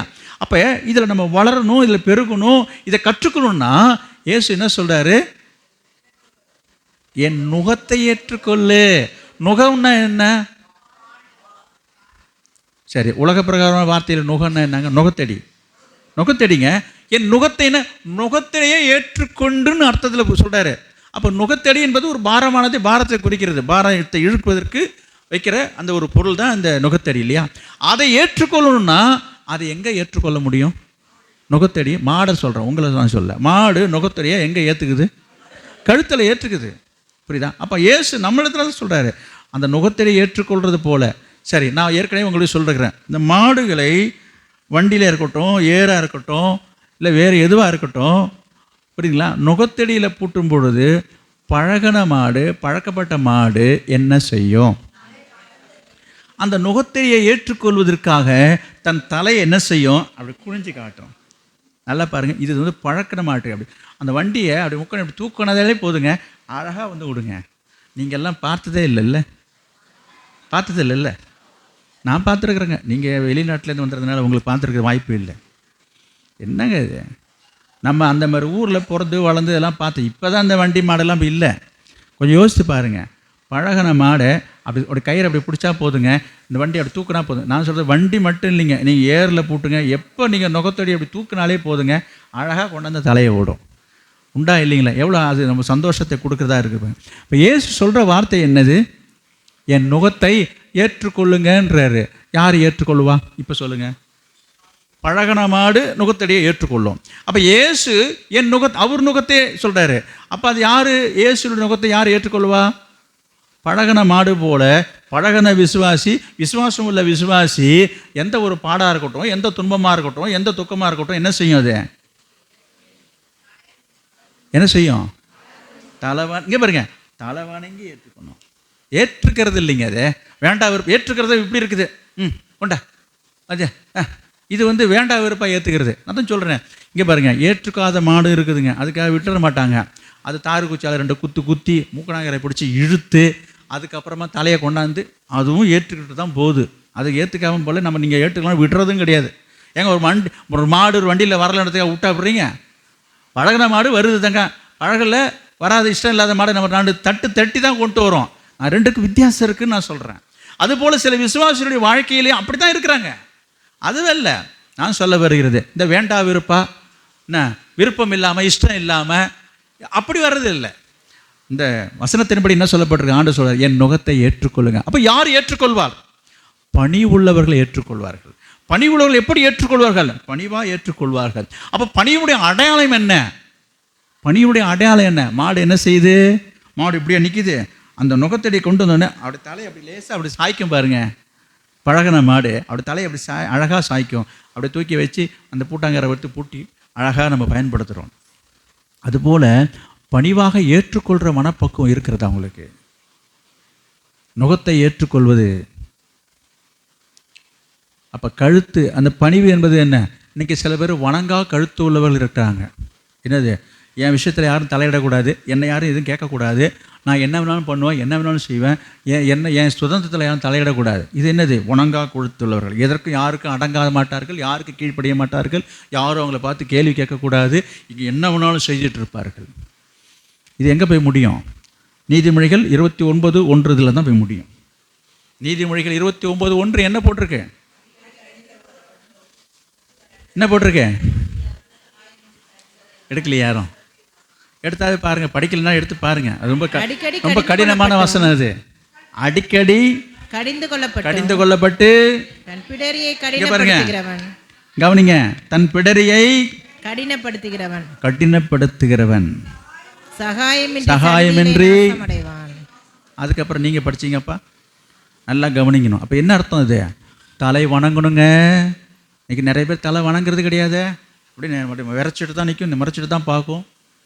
அதாவது இந்த பணிவு குனிவு இல்லைன்றதுக்கு நான் சொல்கிறேன். ஒரு பணிவாக பேசுகிறவங்கள்ட்ட, ஒரு பெரியவங்கள்ட்ட ஒரு மரியாதையாக பேசணும், பழகணுன்றதெல்லாம் கிடையாது. அப்படி தான் பேசுங்க. என்ன உனக்கெல்லாம் பயப்படணுமா? இல்லை நீங்கள் ஒரு மனுஷன் தானே. கடவுளுக்கும் பயப்படுறது கிடையாது, மனுஷனுக்கும் பயப்படுறது, பெற்றவங்களுக்கு தாய் தாப்பனுக்கும் மதிக்கிறது கிடையாது, ஒரு ஊழியக்காரனுக்கும் பயப்படுறது கிடையாது. ஆனால் சொல்கிறது புரியுதுங்களா? நான் பிதாவானால் எங்கள் அண்ணன் எங்கே கத்தர் கேட்குற, என்னங்க கொஞ்சம் கூட பயம் இல்லாமல் இருக்கீங்களேன்னு. பயப்படுறதே கிடையாதுங்க. கடவுளுக்கும் பயப்படுறது கிடையாது, ஊழியக்காரனுக்கும் பயப்படுறது கிடையாது, தாய் தாப்பனும் பயப்படுறது கிடையாது, வாத்தியாருக்கும் பயப்படுறது கிடையாது, எவருக்கும் நான் யாருக்கும் பயப்பட மாட்டாங்க, நான் அஞ்சா நெஞ்சங்கன்னு சொல்லி மார்த்தட்டிட்டு இருக்கிறாங்க ரொம்ப பெருமையாக. இது எங்கே போய் முடியும்? அந்த வசனம்தான். நல்லா கவனிக்கணும். பணிவு வேணுங்க, பணிஞ்சு போகணும்.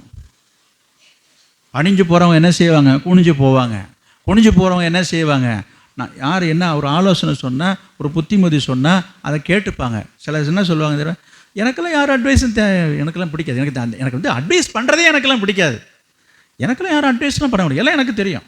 இது என்னது? இது வணங்கா கழுத்து உள்ளது. இது யாருக்கும் பணிஞ்சு போகாதது. புரியுதுங்களா? இது யாருக்கும் கீழ்ப்படியாது, பணிஞ்சு போகாது, தாழ்மை இல்லாதது. இது எங்கே போய் முடியும்? அடிக்கடி கடிந்து கொள்ளப்பட்டு தான் பிடரியை கடினப்படுத்துறதுன்னா இதுதான். என்னது? நான் சொன்னல, ஒரு மாடு கழுத்து என்ன பண்ணுது? கடினப்படுத்துறது. என்னதுங்க? பனியாது, குனியாது, வண்டியில் வந்து மாடு வராது, அது பண்ண கடினப்படுத்துது. அதே போல் ஆவிக்குரிய வாழ்க்கையிலும் சில பேர் என்ன செய்யறதில்லை, இந்த இணைந்து போகிறது, இசைந்து போகிறது, ஒத்து போகிறது, விட்டு கொடுத்து போகிறது, அனுசரித்து போகிறது, இந்த தாழ்ந்து போகிறது, அந்த தன்மையே கிடையாதுங்க. நான்லாம் வச்சது தாங்க, சொன்னது தாங்க. நான் ரோஷக்காரங்க, நான் மானஸ்தாங்க. எது ரோஷம், எது மானம்? இதெல்லாம் வந்து அழிவுக்கு முன்னானது அகந்தை. இதெல்லாம் ஒரு பெருமையின் ஆவி. இது இவங்க நினச்சிட்டு இருக்கிறாங்க, இவங்க கரெக்டாக இருக்கிறோன்னு நினச்சிட்டு இருக்கிறாங்க. இதுக்கு 4 பேர் ஜால்ரா அடிக்கிற ஆள் இருக்குது, இதுக்கு 4 பேர் காவடி தூக்குற ஆள் இருக்குது, இதுக்கு 4 பேர் கைத்தட்டுற ஆள் இருக்குது. இதை ரொம்ப ஆமோதிச்சு அவங்களுக்கு ஒரு ஓஹோன்னு கூடுற கூட்டம் இருக்குது. அதனால் இவங்க என்ன நினச்சிட்டாங்க? கேத்தா நம்ம பண்ணுறது தான் கரெக்டுங்க இருந்துங்க. அது சரியில்லையே. காரணம் என்ன? இதனால தான் நிறைய பேர் கெட்டு போகிறது. நான் இப்பவும் சொல்கிறேன், இயேசு பாருங்கள், இயேசுனுடைய வார்த்தையை பாருங்கள், சத்தியத்தை பாருங்கள், அவர் வழியில் நடக்கணுங்க. எந்த மனுஷன் சொல்கிறதையும் நம்ம கேட்கக்கூடாது.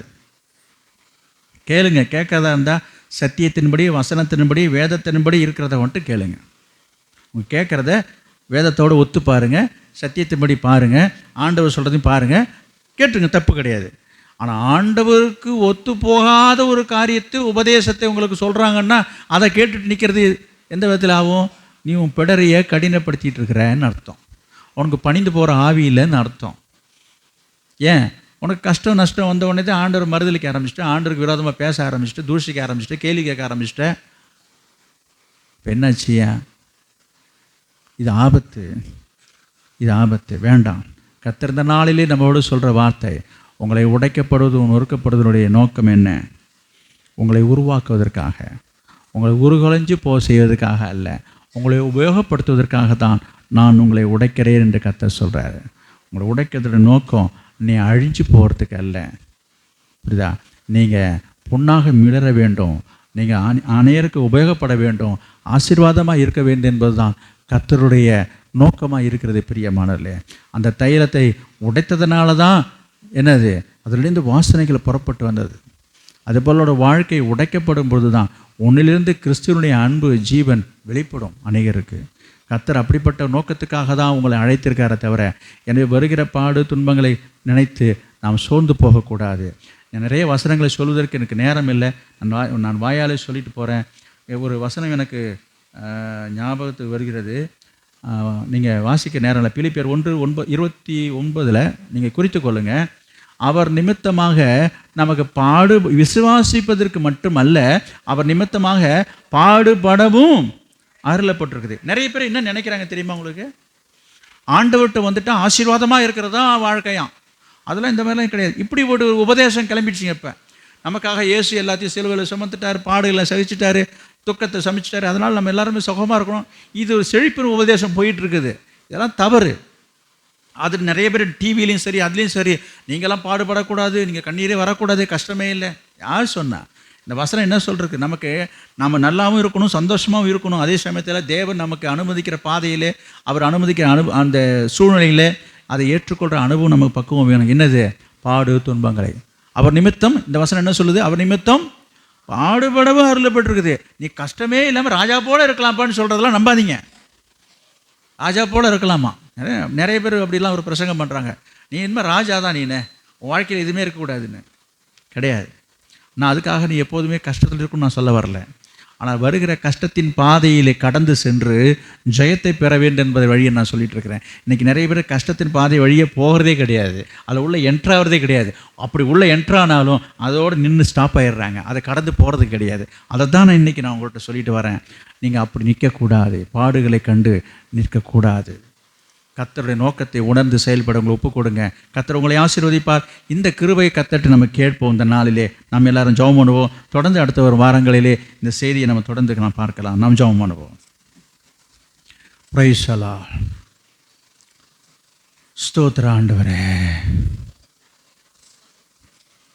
இயேசுவே ஸ்தோத்திரம். Praise the lord.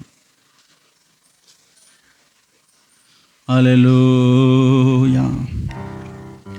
ஸ்தோத்திர ஆண்டவரே. நொறுக்கப்படுதல், நொறுங்குண்ட பணிந்த ஆவி உள்ளவர்களிடத்தில் தேவன் வாசம் பண்ணுகிறார். நீங்கள் உடைக்கப்பட்டீங்களா? உங்கள் வாழ்க்கையில் உங்கள் மனசு உடைந்து போயிருக்கீங்களா? வாழ்க்கையின் முடிவுக்கு எல்லைக்கு வந்துட்டீங்களா? இனி நான் வாழவே வேண்டாம், இந்த உலகத்தில் நம்ம வாழ நான் விரும்பலை, நான் யாருக்காக வாழணும், எதுக்காக வாழணும் என்று சொல்லி கவலைப்பட்டு கலங்கி கொண்டிருக்கீங்களா? உன் குடும்பத்தின் நிகழ்ச்சிகள், குடும்பத்தில் நடந்த சம்பவங்கள், உன் பிள்ளையை குறித்து, உன் எதிர்காலத்தை குறித்து கவலைப்பட்டு கலங்கி கொண்டிருக்கீங்களா?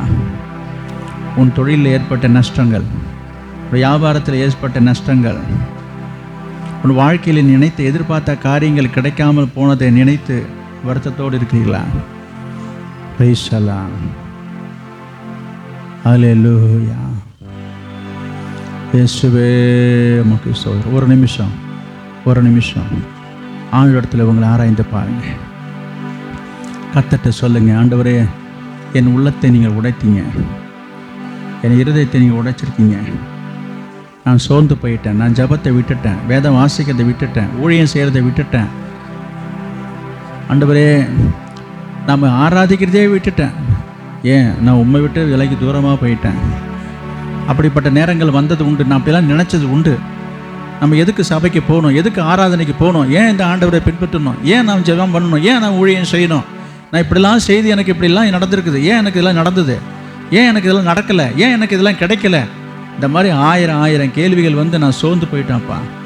இன்றைக்கு நீங்கள் சொன்னீங்க, ஆண்டவரே உங்களுடைய நுகத்தை நான் ஏற்றுக்கொள்கிறேன்ப்பா, நான் உம்மிடத்தில் வந்து கற்றுக்கொள்ள விரும்புங்க. நல்ல பிதாவே, நாங்கள் உம்மை ஸ்தோத்திரிக்கிறோம். இன்றைக்கு இந்த நாளிலே ஆண்டவரே பரிசுத்த ஆவியானவர் எங்களோடு இடைப்பட்டதற்காக உமக்கு நன்றி. கொடுத்த நம்முடைய வார்த்தையின்படியாகவே கர்த்தாவே நொறுக்கப்படவும் உடைக்கப்படவும் ஆண்டவரே நேர் நம்முடைய பிள்ளைகளை கொண்டு செல்கிற எல்லா வழிகளிலும் பாதைகளிலும் ஆண்டவரை பணிவோடு அந்த அனுபவத்தை ஏற்றுக்கொள்கிற மனப்பக்குவத்தை தாரும்.